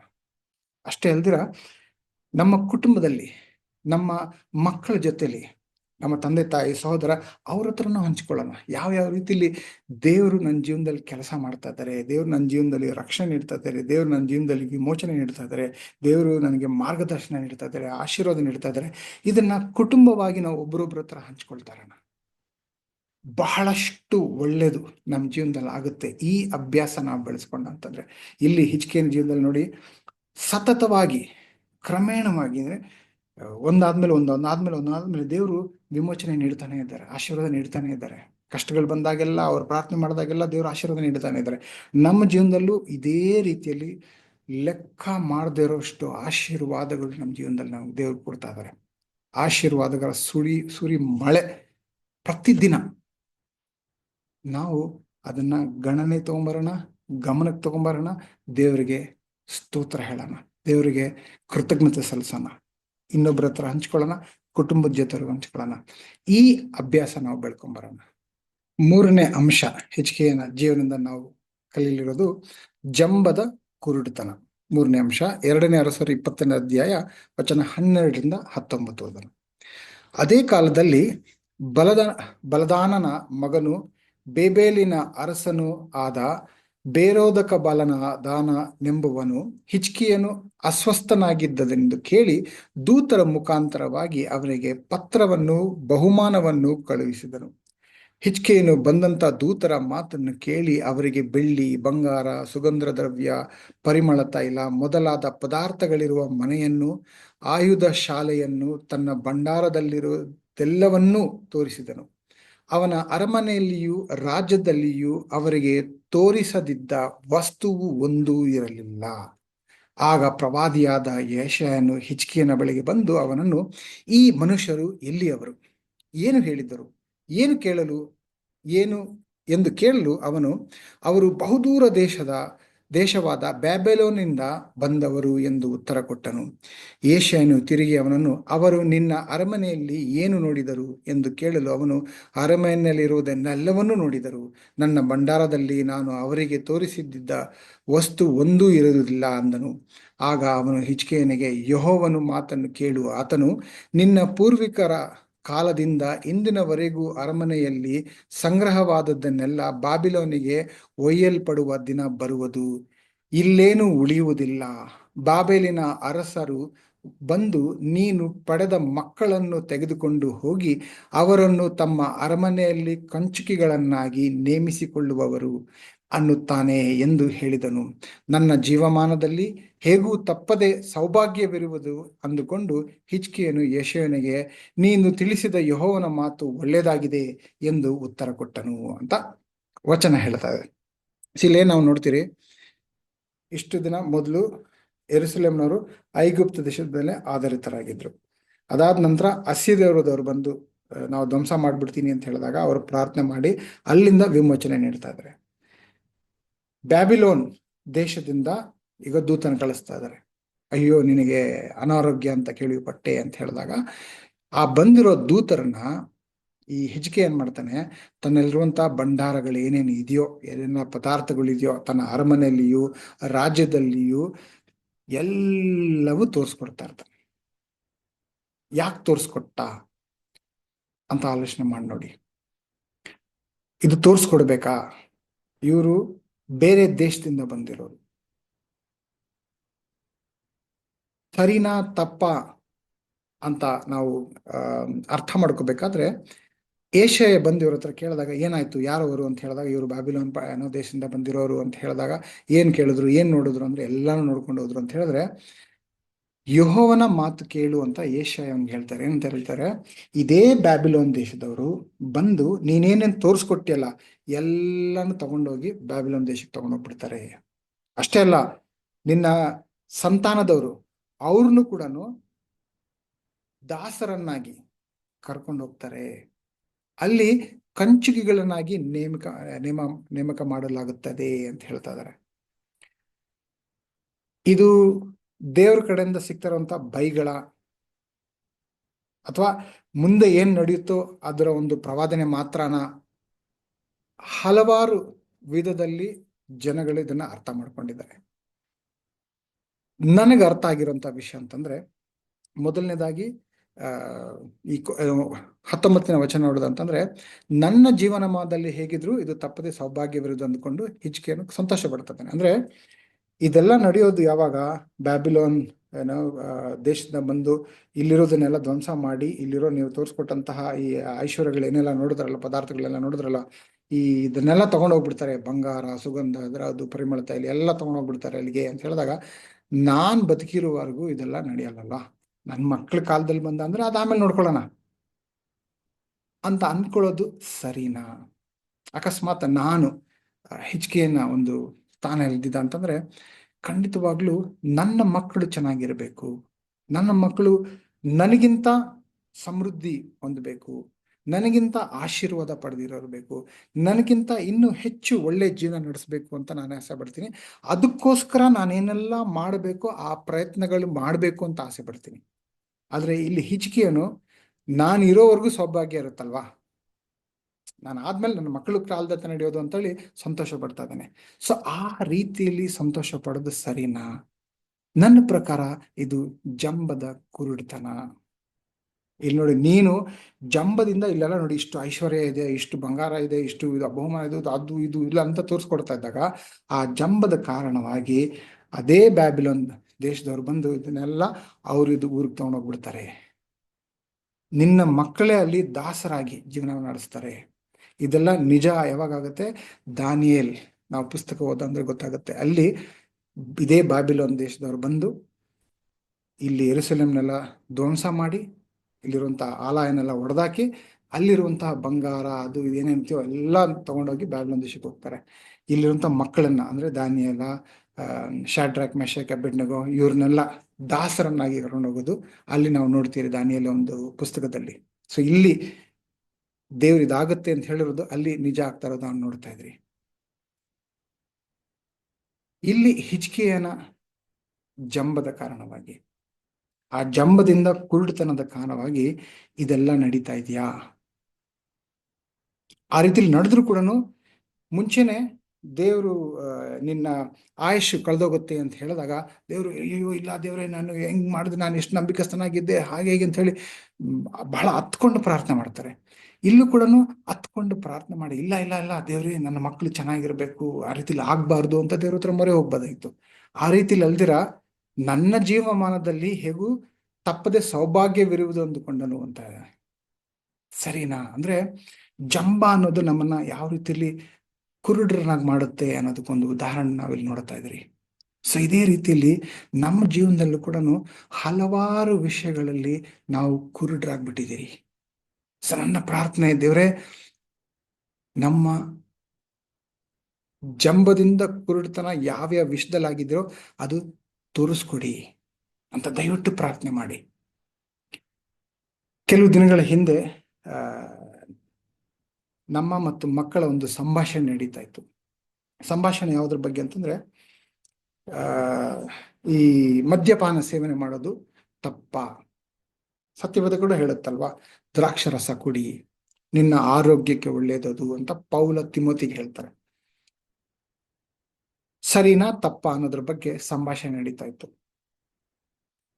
ಮದ್ಯಪಾನ ಕುಡಿಯೋದು ಪಾಪ ಅಲ್ಲ, ಯಾಕಂದ್ರೆ ಸತ್ಯವೇದ ಹೇಳ್ತದೆ ದ್ರಾಕ್ಷರಸ ಕುಡಿಬೇಕು, ಕುಡಿಯಿರಿ ಅಂತಾನೆ ಹೇಳ್ತದೆ. ಆದ್ರೆ ಸತ್ಯವೇದ ಹೇಳ್ತಾ ಇರೋದು, drinking is not sin, drunkenness is sin. ಕುಡಿತದಲ್ಲಿ ಮುಳುಗೋಗೋದು, ಕುಡಿದ್ಬಿಟ್ಟು ನಾವು ನಮಗೆ ಗೊತ್ತಿಲ್ಲ ರೀತಿಲಿ, ಅಂದ್ರೆ ನಮ್ಮ ಕಂಟ್ರೋಲ್ ನಮ್ಮನೆ ಇಲ್ಲಿರೋ ರೀತಿಲಿ ಕುಡಿದು ಬಿಡ್ತೀರಲ್ಲ, ಆ ರೀತಿಲಿ ಡ್ರಂಕನ್ನೆಸ್ ಇಸ್ ಸಿನ್ ಅಂತ. ಹಾಗಾದ್ರೆ ಕುಡಿಬೋದಾ? ಕುಡಿದ್ರೆ ಪಾಪ ಇಲ್ಲ. ಆದ್ರೆ ನಾವು ಸಭೆಯಾಗಿ ಏನೋ ಹಲವಾರು ವರ್ಷಗಳ ಹಿಂದೆ ನಾವು ಸಂಭಾಷಣೆ ಮಾಡಿ ನಿರ್ಧಾರ ಮಾಡ್ಕೊಂಡಿರೋದು ಅಂತಂದ್ರೆ, ಈಗ ನಮ್ಮ ಸಂಪ್ರದಾಯ, ನಮ್ಮ ಕಲಾಚಾರ ಹೇಗಿದೆ ಅಂತಂದ್ರೆ, ಈ ಫಾರಿನ್ ಅವರು, ಮಿಡಲ್ ಈಸ್ಟ್ ಅಥವಾ ಅಮೆರಿಕ, ಯುರೋಪ್ ಇಲ್ಲೆಲ್ಲ ನೋಡ್ದಂತಂದ್ರೆ ಸಾಧಾರಣವಾಗಿ ಅಲ್ಲಿರುವಂತ ವಾತಾವರಣ ಪ್ರಕಾರ ಎಲ್ಲರೂ ಕುಡಿತಾರೆ. ಕುಡಿಯೋದು ಅದು ಸಾಧಾರಣ, ನೀರು ಕುಡ್ದಂಗೆ, ಅದು ಕಾಫಿ ಟೀ ಕುಡ್ದಂಗೆ ಮದ್ಯಪಾನ ಅಂದ್ರೆ ದ್ರಾಕ್ಷರಸ ಅಥವಾ ಬೇರೆ ಮದ್ಯಪಾನನು ಕುಡಿತಾರೆ. ಸೊ ಅದು ಸಾಧಾರಣ ಅಭ್ಯಾಸ ಆಗ್ಬಿಟ್ಟಿದೆ. ಅವರು ಕಾಫಿ ಟೀ ಎಷ್ಟು ನಾವು ಒಂದು ಗ್ಲಾಸಲ್ಲಿ ಕಾಫಿ ಕುಡಿತೀರ ಅಷ್ಟೇ, ನಾವು ಕಾಫಿ ಕುಡ್ಕೊಂಡೇ ಇರ್ತೀರಾ? ಇಲ್ಲ, ಲಿಮಿಟ್. ಅದೇ ರೀತಿಲಿ ಮದ್ಯಪಾನ ಅನ್ನೋದು ಕೂಡ ಅಲ್ಲಿ ಲಿಮಿಟ್ ಅಲ್ಲಿ ಕುಡಿಯುವಂತ ಅಭ್ಯಾಸ ಇದೆ. ನಮ್ಮ ಭಾರತದಲ್ಲಿ ಈ ಲಿಮಿಟ್ ಆಗಿ ಕುಡಿಯುವಂತ ಅಭ್ಯಾಸ ಇಲ್ಲ, ಕಲಾಚಾರ ಇಲ್ಲ. ಕುಡ್ದಂದ್ರೆ ಕುಡ್ಕೊಂಡು ಹೋಗ್ಬಿಡ್ತಾ ಇರ್ತೀವಿ. ಸೊ ಅದಕ್ಕೋಸ್ಕರ ಬೇರೆಯವರಿಗೆ ಉದಾಹರಣೆ ಆಗಿರ್ಬೇಕು. ಯಾರು ಕುಡಿತನದಲ್ಲಿ ಬಲಹೀನತೆ ಹೊಂದಿರ್ತಾರೋ ಅಂಥವ್ರಿಗೆ ಉದಾಹರಣೆ ಆಗಿರ್ಬೇಕು ಅಂತೇಳಿ ನಾವು ಕುಡಿಯೋದೇ ಇಲ್ಲ, ಸ್ವಲ್ಪನೂ ಕುಡಿಯಲ್ಲ. ನಮ್ಮ ಸಭೆ ಅಂದ್ರೆ ಫಾರಿನ್ ಇರುವಂತ ನಮ್ಮ ಸಭೆಯಲ್ಲಿರುವಂತ ಶಿಷ್ಯರೇ ಕುಡಿತಾ ಇದ್ರು ಕೂಡ ನಾವು ಕುಡಿಯೋದಿಲ್ಲ ಅಂತ ನಿರ್ಧಾರ ಮಾಡಿದ್ರಿ. ಬೇರೆಯವರು ಉದಾಹರಣೆ ಆಗಿರ್ಬೇಕು. ನನ್ನ ಕಾರಣವಾಗಿ, ಅಂದ್ರೆ ನಾನು ಕುಡಿತಾ ಇದ್ದೀನಿ ಅಂತ ಇನ್ನೊಬ್ರು ಕುಡ್ದ ಅಂತಂದ್ರೆ, ಅವ್ರು ಕುಡಿದು ಅಮಲಿನಲ್ಲಿ ಇದ್ದ ಅಂತಂದ್ರೆ ಆ ಪಾಪದಲ್ಲಿ ಬಿದ್ದೆ ನಾನು ಕಾರಣ ಆಗ್ತಾ ಇದ್ದೀನಿ ಅವ್ರ ಪಾಪಕ್ಕೆ ಅಂತ ಹೇಳೋದಕ್ಕೋಸ್ಕರ, ಅವ್ರಿಗೆ ಉದಾಹರಣೆ ಇರೋದಕ್ಕೋಸ್ಕರ ನಾವು ಕುಡಿಬಾರ್ದು ಅಂತ ನಿರ್ಧಾರ ಮಾಡಿದಿರಿ ಅಂತ ಒಂದು ಚರ್ಚೆ ನಡೀತಾ ಇದೆ. ಈ ಚರ್ಚೆ ಮಾತಾಡ್ತಾ ಹಲವಾರು ಟಾಪಿಕ್ ಅಲ್ಲಿ ಮಾತಾಡ್ತಾ ಇದ್ರೆ, ಯಾಕೆ ಇದನ್ನ ಮಾಡ್ತಾ ಇಲ್ಲ ಅಂದ್ರೆ ಬೇರೆಯವ್ರ ಉದಾಹರಣೆ ಆಗಿರೋಕ್ಕೋಸ್ಕರ. ನಾವು ಪಾಪ ಇಲ್ಲ ಅಂತಂದ್ರೂ ಕೂಡ ಕೆಲವು ವಿಷಯಗಳು ನಾವು ಮಾಡ್ತಾ ಇಲ್ಲ, ಯಾಕಂತಂದ್ರೆ ಅದು ಬೇರೆ ಉದಾಹರಣೆ ಇರಬೇಕು ಅನ್ನೋದಕ್ಕೋಸ್ಕರ ಅಂತ ಹೇಳಿ ಚರ್ಚೆ ನಡೆಸ್ತಾ ಇರ್ಬೇಕಾದ್ರೆ ಮಕ್ಕಳು ಒಂದು ಪ್ರಶ್ನೆ ಕೇಳಿದ್ರು, ಅಪ್ಪ ಇದ್ರಲ್ಲಿ ಉದಾಹರಣೆ ಆಗಿರ್ಬೇಕು, ಅದಕ್ಕೋಸ್ಕರ ನೀವು ಕುಡಿತಾ ಇಲ್ಲ, ಇದು ಇನ್ನೊಂದ್ರಲ್ಲಿ ಉದಾಹರಣೆ ಆಗಿರ್ಬೇಕು, ಅದಕ್ಕೋಸ್ಕರ ಅದು ನಾವು ಮಾಡ್ತಾ ಇಲ್ಲ ಅಂತ ನೀವು ಹೇಳ್ತಿದ್ರಲ್ವಾ. ಹಾಗಿದ್ರೆ ಎಲ್ಲಾ ವಿಷಯದಲ್ಲೂ ಕೂಡ ಉದಾಹರಣೆ ಆಗಿರ್ಬೇಕಲ್ವಾ. ದಾಂಪತ್ಯ ಜೀವನದಲ್ಲಿ ಗಂಡ ಹೆಂಡತಿಯಾಗಿ ಎಷ್ಟು ಸಾರಿ ನೀವು ಒಬ್ರಿಗೊಬ್ರು ಜಗಳ ಆಡ್ಕೊಂಡು ಮಾತಾಡ್ದಿರ ಇರ್ತೀರಲ್ವಾ. ಆ ವಿಷಯದಲ್ಲೂ ಕೂಡ ಉದಾಹರಣೆ ಆಗಿರ್ಬೇಕಲ್ವಾ ಅಂತ ಒಂದು ಪ್ರಶ್ನೆ ಮಾಡಿದ್ರು. ಆಗ ನನ್ನ ಮನಸ್ಸಿನ ಕಣ್ಣುಗಳು ತೆರೀತು, ನನ್ನ ಜಂಬ ಹೊಡೀತು. ಹೌದಲ್ವಾ, ಅವ್ರು ಹೇಳ್ತಾ ಇರೋದು ನಿಜ ತಾನೆ. ಕೆಲವು ವಿಷಯಗಳಲ್ಲಿ ಎಲ್ಲಿ ನಾನು ಬಲವಾಗಿ ಜೀವನ ಮಾಡ್ತಾ ಇದ್ದೀನೋ ಆ ವಿಷಯದ ಬಗ್ಗೆ ಜಂಬದಿಂದ ಹೇಳ್ಕೊಡ್ತೇನೆ. ನಾನು ಬೇರೆ ಉದಾಹರಣೆ ಇರಬೇಕು, ಅದಕ್ಕೋಸ್ಕರ ನಾನು ಹಿಂಗಿರ್ಬೇಕು, ಅದಕ್ಕೋಸ್ಕರ ನೀವು ಮಾಡಬಾರ್ದು, ಹಾಗೆ ಹೀಗೆ ವಾದ ವಿವಾದಗಳೆಲ್ಲ ಮಾಡ್ತಾ ಇರ್ತೀನಿ. ಆದ್ರೆ ಹಲವಾರು ವಿಷಯಗಳಲ್ಲಿ ನಾನು ಏನ್ ಮಾಡ್ಬೇಕು ಆ ರೀತಿಯಲ್ಲಿ ನಡೀತಾ ಇಲ್ಲ. ಅದರಲ್ಲೂ ಕೂಡ ಇದೇ ರೀತಿಯಾದಂತ ಒಂದು ಕನ್ವಿಕ್ಷನ್ ಅದರಲ್ಲೂ ಕೂಡ ಇರ್ಬೇಕಲ್ವಾ. ದೃಢ ನಿರ್ಧಾರ, ದೃಢ ಸಂಕಲ್ಪ ಅದರಲ್ಲೂ ಕೂಡ ಇರ್ಬೇಕಲ್ಲ. ಕೋಪ ಅನ್ನೋಂಥ ವಿಷಯವಾಗಿರ್ಲಿ, ನನ್ನ ದಾಂಪತ್ಯ ಜೀವನದಲ್ಲಿ ಒಬ್ರಿಗೊಬ್ರು ನಾವು ಜಗಳ ಮಾಡ್ಕೊಂಡ್ರಿ ಅಂತಂದ್ರೆ ಸತ್ಯವೇದ ಏನ್ ಹೇಳುತ್ತೆ, ತಕ್ಷಣ ಹೋಗಿ ಕ್ಷಮೆ ಕೇಳಿ. ನನ್ನ ಹತ್ರ ಪ್ರಾರ್ಥನೆ ಮಾಡಕ್ ಬಂದಾಗ ಇನ್ನೊಬ್ಬರಲ್ಲಿ ನೀವು ಜಗಳ ಆಡಿದಿರಿ, ಅವ್ರ ಹತ್ರ ಸಂಬಂಧ ಸರಿ ಇಲ್ಲ ಅಂತಂದ್ರೆ ಆ ಪ್ರಾರ್ಥನೆ ಮಾಡಕ್ಕೆ ನನಗೆ ಹೆಸರು ಏನು ಉಡುಗೆ ತಗೊಂಡಿದ್ರೆ ಅದೆಲ್ಲ ಬಿಟ್ಬಿಟ್ಟು ಹೋಗಿ ಫಸ್ಟ್ ಅವ್ರ ಜೊತೆಲಿ ಸಂಧಾನ ಮಾಡ್ಕೊಳ್ಳಿ ಅಂತ ಸತ್ಯವೇದ ಹೇಳ್ಕೊಡ್ತಾ ಇದೆ. ಅಲ್ಲಿ ಉದಾಹರಣೆ ಆಗಿದ್ದೀನ. ಯಾಕೆ ಇದ್ರ ಬಗ್ಗೆ ಹಂಚ್ಕೊತಾ ಇದ್ದೀನಿ ಅಂತಂದ್ರೆ, ಈ ರೀತಿಯಾಗಿ ಹಲವಾರು ವಿಧಗಳಲ್ಲಿ ಪವಿತ್ರಾತ್ಮರು, ದೇವರು ನಮಗೆ ಯಾವ ರೀತಿ ನಾನು ಕುರುಡುತನದಲ್ಲಿದ್ದೀನಿ, ಈ ಜಂಬ ಅನ್ನೋಂಥ ವಿಷಯ ಬಂದು ನಾನು ಕುರುಡುತನದಲ್ಲಿ ನಾನು ನೋಡ್ತಾ ಇಲ್ಲ ನನ್ನ ಜೀವನದಲ್ಲಿ ಮಾಡ್ತಾರಂಥ ತಪ್ಪುಗಳನ್ನ ಅಂತ ಅವರು ಹಲವಾರು ವಿಧದಲ್ಲಿ ತೋರಿಸ್ಕೊಡ್ತಾ ಇರ್ತಾರೆ. ಇಲ್ಲಿ ನಾನು ಇವಾಗ ನಿಮ್ಮ ಹತ್ರ ಹಂಚ್ಕೊಂಡಿರೋ ವಿಷಯದಲ್ಲಿ ನನ್ನ ಮಕ್ಕಳೇ ನಾನು ಯಾವ ರೀತಿಯಲ್ಲಿ ಕುರುಡುತನನಾಗಿದ್ದೀನಿ, ಜಂಬದಿಂದ ಇದ್ರಲ್ಲಿ ಬಲಿಷ್ಠವಾಗಿದ್ದೇನೆ, ಬರೀ ಇದ್ರಲ್ಲಿ ನಾನು ಬಲಹೀನತನಾಗಿದ್ದೇನಲ್ವಾ, ಅದನ್ನ ಯಾಕೆ ನೋಡ್ತಾ ಇಲ್ಲ, ಕಣ್ ತೆಗೆದು ತೋರಿಸ್ತಾ ಇದ್ದಾರೆ. ಆಗ ನಾನು ಶರಣಾಗಿ, ಹೌದು ನಾನು ಮಾಡ್ತಾ ಇರೋ ತಪ್ಪು, ಎಲ್ಲಾ ವಿಷಯಗಳಲ್ಲೂ ಕೂಡ ನಾನು ಉದಾಹರಣೆ ಆಗಿರ್ಬೇಕು. ಬರೀ ಯಾಕೆ 2-3 ವಿಷಯಗಳು ಮಾತ್ರ ಅಲ್ಲ, ಎಲ್ಲಾ ವಿಷಯದಲ್ಲೂ ಕೂಡ ನಾನು ಉದಾಹರಣೆ ಆಗಿರ್ಬೇಕು ಅಂತ ಒಪ್ಕೊಂಡು ಕ್ಷಮೆ ಕೇಳಬೇಕಾಗಿತ್ತು. ಆ ರೀತಿಲಿ ಖಂಡಿತವಾಗ್ಲೂ ದೇವರು ಹಲವಾರು ವಿಧದಲ್ಲಿ ತೋರಿಸ್ಕೊಡ್ತಾ ಇರ್ತಾರೆ ನಮ್ಗೆ. ಆದ್ರೆ ನಮ್ಮ ಜಂಬ ಹೆಚ್ಚುತ್ತಾ ಇದ್ದಂಗೆನೆ ನಮ್ಗೆ ಅದೆಲ್ಲ ಕೇಳಿಸಲ್ಲ, ಕಾಣಿಸಲ್ಲ. ಸಹೋದರ ಸಹೋದರಿಯರೇ, ಸಮಯ ತಗೊಂಡು ಆಲೋಚನೆ ಮಾಡಿ ನೋಡಿ, ಪವಿತ್ರಾತ್ಮ ಯಾವ ವಿಷಯದಲ್ಲಿ ನಾನು ಜಂಬದಿದ್ದೀನಿ ಅಂತ ತೋರಿಸ್ಕೊಡ್ತಾ ಇದ್ದಾರೆ. ಜಂಬವಿರುವ ಕಾರಣವಾಗಿ ಕುರುಡನಾಗ್ಬಿಟ್ಟಿದ್ದೀನಿ, ಜಂಬವಿರುವಂತ ಕಾರಣವಾಗಿ, ಅಹಂಕಾರ ಇರುವಂತ ಕಾರಣವಾಗಿ ಕಿರುಡನಾಗ್ಬಿಟ್ಟಿದ್ದೀನಿ. ಜನ ಹೇಳ್ತಾ ಇದ್ರು ಕೇಳಿಸ್ಕೊಂತ ಇಲ್ಲ, ದೇವ್ರು ತೋರಿಸ್ಕೊಡ್ತಾ ಇದ್ರು ಕಾಣಿಸ್ದೇ ಇರೋ ರೀತಿ ನಡ್ಕೊಂಡು ಹೋಗ್ತಾ ಇದ್ದೀನಿ ನಾನು. ಯಾವ ವಿಷಯದಲ್ಲಿ ದೇವ್ರ ಹತ್ರ ಪ್ರಾರ್ಥನೆ ಮಾಡಿ, ತೋರಿಸ್ಕೊಡ್ತಾರೆ. ದೇವ್ರ ಹತ್ರ ಸಹಾಯ ಕೇಳೋಣ. ದೇವರೇ ನನಗೆ ದೀನ ಮನಸ್ಸು ಕೊಡಿ. ಯಾರಾದ್ರೂ ಈ ರೀತಿಲಿ ತೋರಿಸ್ಕೊಟ್ಟ ಅಂತಂದ್ರೆ, ನೀವು ಹಲವಾರು ಪರಿಸ್ಥಿತಿಗಳ ಮೂಲಕ ನನಗೆ ತೋರಿಸ್ಕೊಟ್ಟ ಅಂತಂದ್ರೆ ದೀನ ಮನಸ್ಸಿಂದ, ಹೌದು ನಾನು ಮಾಡ್ತಾ ಇರೋ ತಪ್ಪು, ನಾನು ಅಹಂಕಾರದಿಂದ ಇದ್ದೀನಿ, ಇದರಿಂದ ಬದಲಾವಣೆ ಆಗ್ಬೇಕು ಅಂತ ಒಪ್ಕೊಳ್ಳೋಣ. ದೇವ್ರ ಹತ್ರ ಸಹಾಯ ಕೇಳೋಣ, ಅದರಿಂದ ಯಾವ ರೀತಿ ನಾನು ಬದಲಾವಣೆ ಆಗ್ಬೇಕು ಅಂತೇಳಿ. ದಯವಿಟ್ಟು ಹಲವಾರು ವಿಧಗಳಿಂದ ನಾವು ಕೆಳಗೆ ಬಿದ್ದೋಗ್ತಾ ಇದ್ದೀರಿ. ನಮ್ಮ ಸಭೆಯ ಗುಣಮಟ್ಟ ಕೆಳಗೆ ಬಿದ್ದೋಗ್ತಾ ಇದೆ. ಕ್ರೈಸ್ತರ ಜೀವನ ಅಂದ್ರೆ ನಾವು ಕ್ರಿಶ್ಚಿಯನ್ ಆಗಿ ಶಿಷ್ಯರ ಜೀವನ ಏನ್ ನಡೆಸ್ತಾ ಇದ್ದೀರೋ, ಸತ್ಯವೇದ ವಚನಗಳ ಪ್ರಕಾರ ನಡಿಬೇಕು ಅಂತ ಏನು ಆಸೆಯಿಂದ ಈ ಸಭೆ ನಡ್ಸ್ಕೊಂಡು ಹೋಗ್ತಾ ಇದ್ದೀರೋ, ಅದರ ಗುಣಮಟ್ಟ ಬರ್ತಾ ಬರ್ತಾ ಬರ್ತಾ ಕಮ್ಮಿ ಆಗ್ತಾ ಹೋಗ್ತಾ ಇದೆ. ಕಾರಣ ನಾವು ಅಹಂಕಾರದಲ್ಲಿದ್ದೀವಿ, ಜಂಬದಿಂದ ಇದ್ದೀವಿ. ಆ ಜಂಬ ಅಹಂಕಾರ ಇರುವ ಕಾರಣವಾಗಿ ಕಿವುಟರಾಗ್ಬಿಟ್ಟಿದ್ದೀರಿ, ಕುರುಟರಾಗ್ಬಿಟ್ಟಿದ್ದೀರಿ. ದಯವಿಟ್ಟು ಆಲೋಚನೆ ಮಾಡಿ ನೋಡೋಣ, ಯಾವ ವಿಷಯದಲ್ಲಿ ಈ ಕ್ಷಣದಲ್ಲಿ ನಾನು ಯಾವ ವಿಷಯದಲ್ಲಿ ಅಹಂಕಾರದಿಂದ ನಾನು ಕಣ್ಣು ಮುಚ್ಕೊಂಡ್ಬಿಟ್ಟಿದ್ದೀನಿ. ಪ್ರಾರ್ಥನೆ ವಿಷಯವ, ಸತ್ಯವೇದ ಓದುವಂತ ವಿಷಯವ, ಕುಟುಂಬಕ್ಕೋಸ್ಕರ ಏನ್ ಮಾಡ್ತಾ ಇದ್ದೀನಿ, ಸಮಯ ಕೊಡೋದಾಗ್ಲಿ, ಎಷ್ಟು ಶ್ರಮ ಹಾಕಿಸ್ತಾ ಇದ್ದೀನಿ, ಅವರೆಲ್ಲ ಆತ್ಮಿಕವಾಗಿ ನಡ್ಸ್ಕೊಂಡ್ ಬರುವಂತ ರೀತಿಯಲ್ಲ, ಅಥವಾ ಸುವಾರ್ತೆ ಸಾರುವಂತ ವಿಷಯದಲ್ಲ, ಅಥವಾ ಸಭೆಯಲ್ಲಿ ಸೇವೆ ಮಾಡುವಂತ ವಿಷಯದಲ್ಲ, ಅಥವಾ ಕೆಲಸದಲ್ಲಿ ಅಹಂಕಾರ ಆಗ್ಬಿಟ್ಟಿದ್ದೀನ, ಒಳ್ಳೆ ಕೆಲಸಗಾನ ಆಗ್ದಿರ ಜಂಬ ಅಹಂಕಾರದಿಂದ ಕುರುಡುತನ ಬಂದ್ಬಿಟ್ಟು ನನ್ನದೇ ಆದ ರೀತಿಯಲ್ಲಿ ನಾನು ನಡ್ಕೊಂಡು ಹೋಗ್ತಾ ಇದ್ದೀನ, ಅಥವಾ ಯೇಸು ಕ್ರಿಸ್ತರ ರಾಯಭಾರಿ ನಾನು ಅನ್ನೋ ರೀತಿಯಲ್ಲಿ ನಾವು ನಡ್ಸ್ಕೊಂಡು ಹೋಗ್ತಾ ಇದ್ದೀರಾ? ಆಲೋಚನೆ ಮಾಡೋಣ. ಬಹಳ ರೀತಿಯಿಂದ ನಾನು ಅಹಂಕಾರ, ಜಂಬ ನನ್ನಲ್ಲಿ ಹಲವಾರು ಕ್ಷೇತ್ರಗಳಲ್ಲಿದೆ. ನಾನು ಸತತವಾಗಿ ದೇವ್ರ ಹತ್ರ ಕೇಳ್ತಾ ಇರ್ಬೇಕು, ದೇವ್ರೇ ತೋರಿಸ್ಕೊಡಿ, ದೇವ್ರೇ ತೋರಿಸ್ಕೊಡಿ. ದೇವ್ರ ತೋರಿಸ್ಕೊಟ್ಟಾಗ ತಗ್ಗಿ ಅದನ್ನ ಒಪ್ಕೋಬೇಕು. ಬಹಳ ಸಾರಿ ಒಪ್ಕೊಳ್ತೀನಿ, ಆದ್ರೆ ತಾತ್ಕಾಲಿಕ, ಸ್ವಲ್ಪ ಸಮಯಕ್ಕೆ ಮಾತ್ರ. ಮತ್ತೆ ನಾಯಿ ಬಾಲ ಡುಂಕುತಿಮ್ಮ ಅಂತ ಅದೇ ಪಾಪಕ್ಕೆ ಬಿದ್ದೋಗ್ಬಿಡ್ತೀನಿ, ಅದೇ ಅಹಂಕಾರದಿಂದ ಮೆರ್ಕೊಂಡು ಹೋಗ್ತಾ ಇರ್ತೀನಿ, ಮರ್ತೋಗ್ಬಿಡ್ತೀನಿ. ದೇವ್ರ ಕಲ್ಸ್ಕೊಟ್ಟಂತ ಒಂದು ಪಾಠನ ಮರ್ತೋಗ್ಬಿಡ್ತಾ ಇದ್ದೀನಿ. ಕಾರಣ ಅಹಂಕಾರ, ಜಂಬ. ದೇವ್ರ ಮೇಲೆ ಭಯ ಇಲ್ಲ. ಆ ರೀತಿಯಲ್ಲಿ ಇಲ್ದಿರ ಈ ಜಂಬ ಅನ್ನೋಂಥ ಕುರುಡುತನದಿಂದ ಹೊರಗೆ ಬರೋಣ.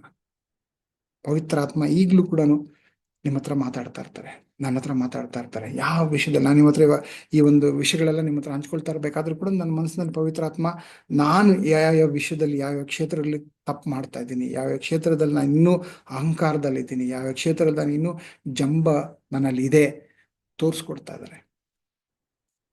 ಸಮಯ ಕೊಟ್ಟು ಆಲೋಚಿಸಿ ವಿವೇಕದಿಂದ, ಸತ್ಯವೇದ ವಚನಗಳಿಂದ ಬರುವಂತಹ ವಿವೇಕದಿಂದ, ಆ ಜ್ಞಾನದಿಂದ ನಮ್ಮ ಮನಸ್ಸಾಂತರ ಹೊಂದ್ಕೊಳ್ಳೋಣ. ಇಲ್ಲ ನಾನು ಹಾಗಿಲ್ಲ ಅಂತ ಹೇಳಿ ವಾದ ಮಾಡ್ಕೊಂಡಿರೋದು ಬೇಡ. ಪವಿತ್ರಾತ್ಮರ ಹತ್ರ ಕೇಳಿ ತೋರಿಸ್ಕೊಡ್ತಾರ ಅವ್ರು. ಈಗಲೂ ತೋರಿಸ್ಕೊಡ್ತಾ ಇದ್ದಾರೆ. ಕೆಲವು ಕ್ಷಣಗಳು ತಗೊಂಡು ಈ ವಚನಗಳು ಕೇಳಿದಾಗ, ಹಿಚ್ಕಿಯನ ಜೀವನ ಕೇಳಿದಾಗ ಆಲೋಚನೆ ಮಾಡಿ ನೋಡಿ ಯಾವ್ಯಾವ ಕ್ಷೇತ್ರದಲ್ಲಿ ಅಂತ. ಸಮಯ ತಗೊಂಡು ಆಲೋಚನೆ ಮಾಡಿದಾಗ ಖಂಡಿತವಾಗ್ಲೂ ಪವಿತ್ರಾತ್ಮ ತೋರಿಸ್ಕೊಡ್ತಾರೆ. ಆ ರೀತಿಯಲ್ಲಿ ಮಾಡ್ತೀರಿ ಅಂತ ಹೇಳಿ ಸಂಪೂರ್ಣವಾಗಿ ನಂಬ್ತಾ ಇದ್ದೀನಿ. ಈ ಜಂಬದಿಂದ ಹೊರಗೆ ಬಂದು ನಮ್ಮ ಮನಸ್ಸಿನ ಕಣ್ಣುಗಳನ್ನು ಪವಿತ್ರಾತ್ಮ ತೆರೀಲಿ, ತೋರಿಸ್ಕೊಡ್ಲಿ ಯಾವ ವಿಷಯದಲ್ಲಿ ನಾನು ಬದಲಾವಣೆ ಆಗ್ಬೇಕು ಅಂತ ಹೇಳಿ. ನಾವೆಲ್ಲರ ಕ್ರೈಸ್ತರ ಜೀವನದ ಗುಣಮಟ್ಟನ ಹೆಚ್ಚಿಸ್ಕೊಳ್ತಾನೆ ಹೋಗ್ತಾರಣ. ಯಾಕೆ ಮಾಡ್ಬೇಕಿದೆಲ್ಲ? ಕಾರಣ ಯೇಸು ಕ್ರಿಸ್ತರು ಶಿಲ್ಬೆಯನ್ನು ಮಾಡಿರುವಂತ ಆ ಮಹಾ ತ್ಯಾಗಕ್ಕೋಸ್ಕರ. ಈಗ ಕರ್ತರ ಭೋಜನದಲ್ಲಿ ಪಾಲ್ಗೊಳ್ಬೇಕಾದ್ರೆ ಅವರು ಎಷ್ಟು ತನ್ನನ್ನು ತಾನೇ ತಗ್ಗಿಸ್ಕೊಂಡ್ರು ಅಂತಂದ್ರೆ, ಜನರ ಕೈಯಿಂದ ಛೀ ಥೂ ಅಂತ ಉಗ್ಗಿಸ್ಕೊಳ್ಳಕ್ಕೂ ರೆಡಿ ಇದ್ರು. ಸೃಷ್ಟಿಕರ್ತ, ಒಡೆಯ, ದೇವರು, ರಾಜಾದಿರಾಜ ತಾನು ಸೃಷ್ಟಿ ಮಾಡಿರುವಂತಹ ಮಾಮೂಲಿ ಮನುಷ್ಯ ಕೈಯಿಂದ ಛೀ ಥೂ ಅಂತ ಉಗಿಸ್ಕೊಳ್ಳಕ್ಕೂ ರೆಡಿ ಆದ್ರು. ಅಷ್ಟು ತಗ್ಗಿಸ್ಕೊಂಡ್ರು ತಮ್ಮನ್ನು ತಾವೇ.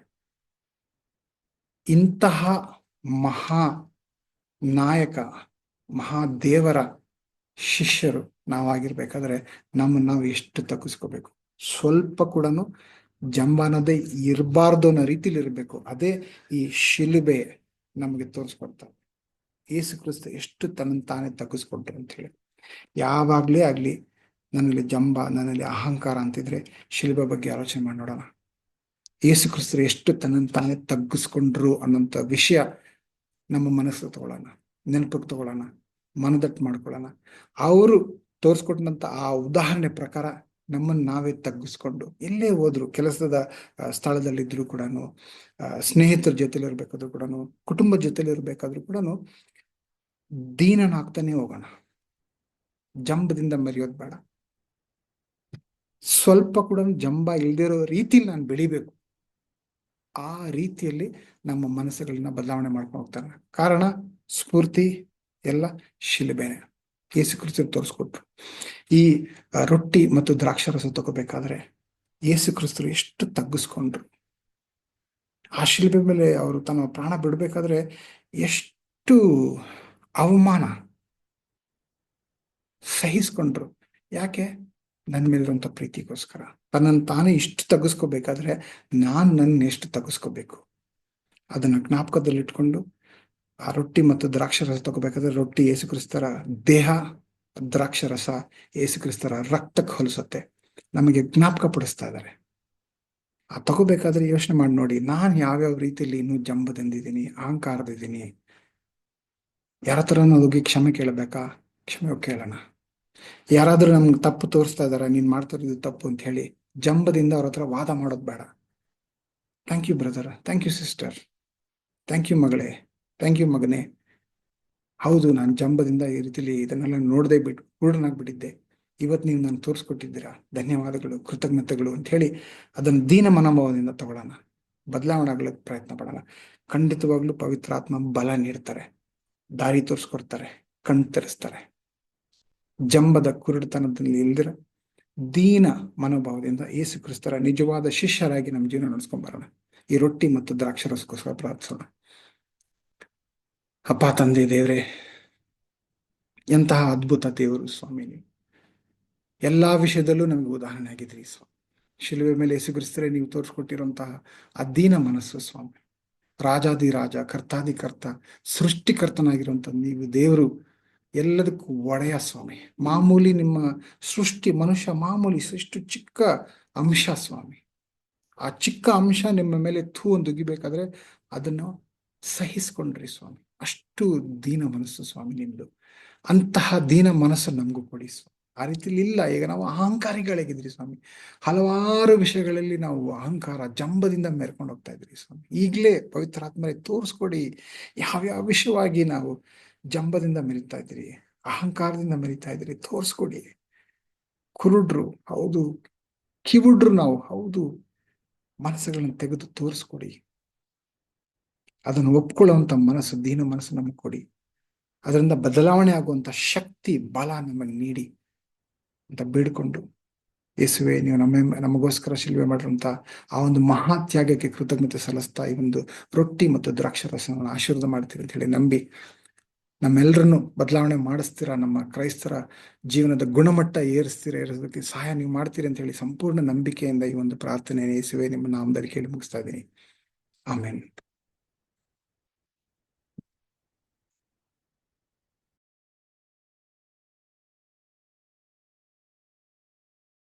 ಅನುಗೊಳಿಸಿ ಭೋಜನ ಕರೆದೆ ನೀ ಮನುಜನ, ನೀಡಲವಗೆ ಅನುದಿನ ನಿತ್ಯ ಜೀವನ. ಅನುಗೊಳಿಸಿ ಭೋಜನ ಕರೆದೆ ನೀ ಮನುಜನ, ನೀಡಲವಗೆ ಅನುದಿನ ನಿತ್ಯ ಜೀವನ. ಅನುಗೊಳಿಸಿ ಭೋಜನ ಕರೆದೆ ನೀ ಮನುಜನ.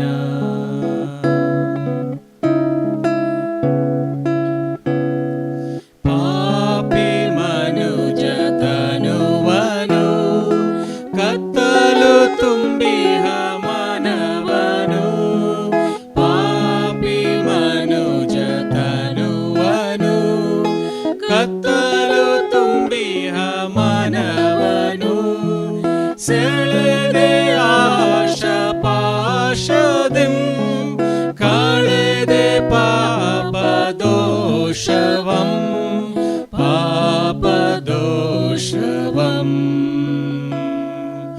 ಅನುಗೊಳಿಸಿ ಭೋಜನ ಕರೆದೆ ನೀ ಮನುಜನ.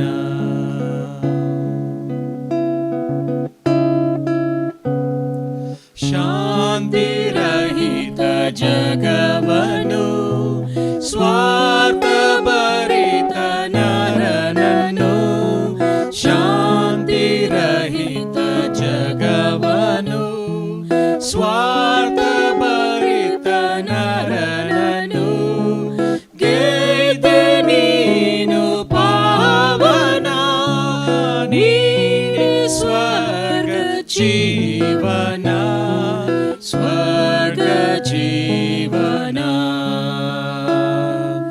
ಅನುಗೊಳಿಸಿ ಭೋಜನ ಕರೆದೆ ನೀ ಮನುಜನ.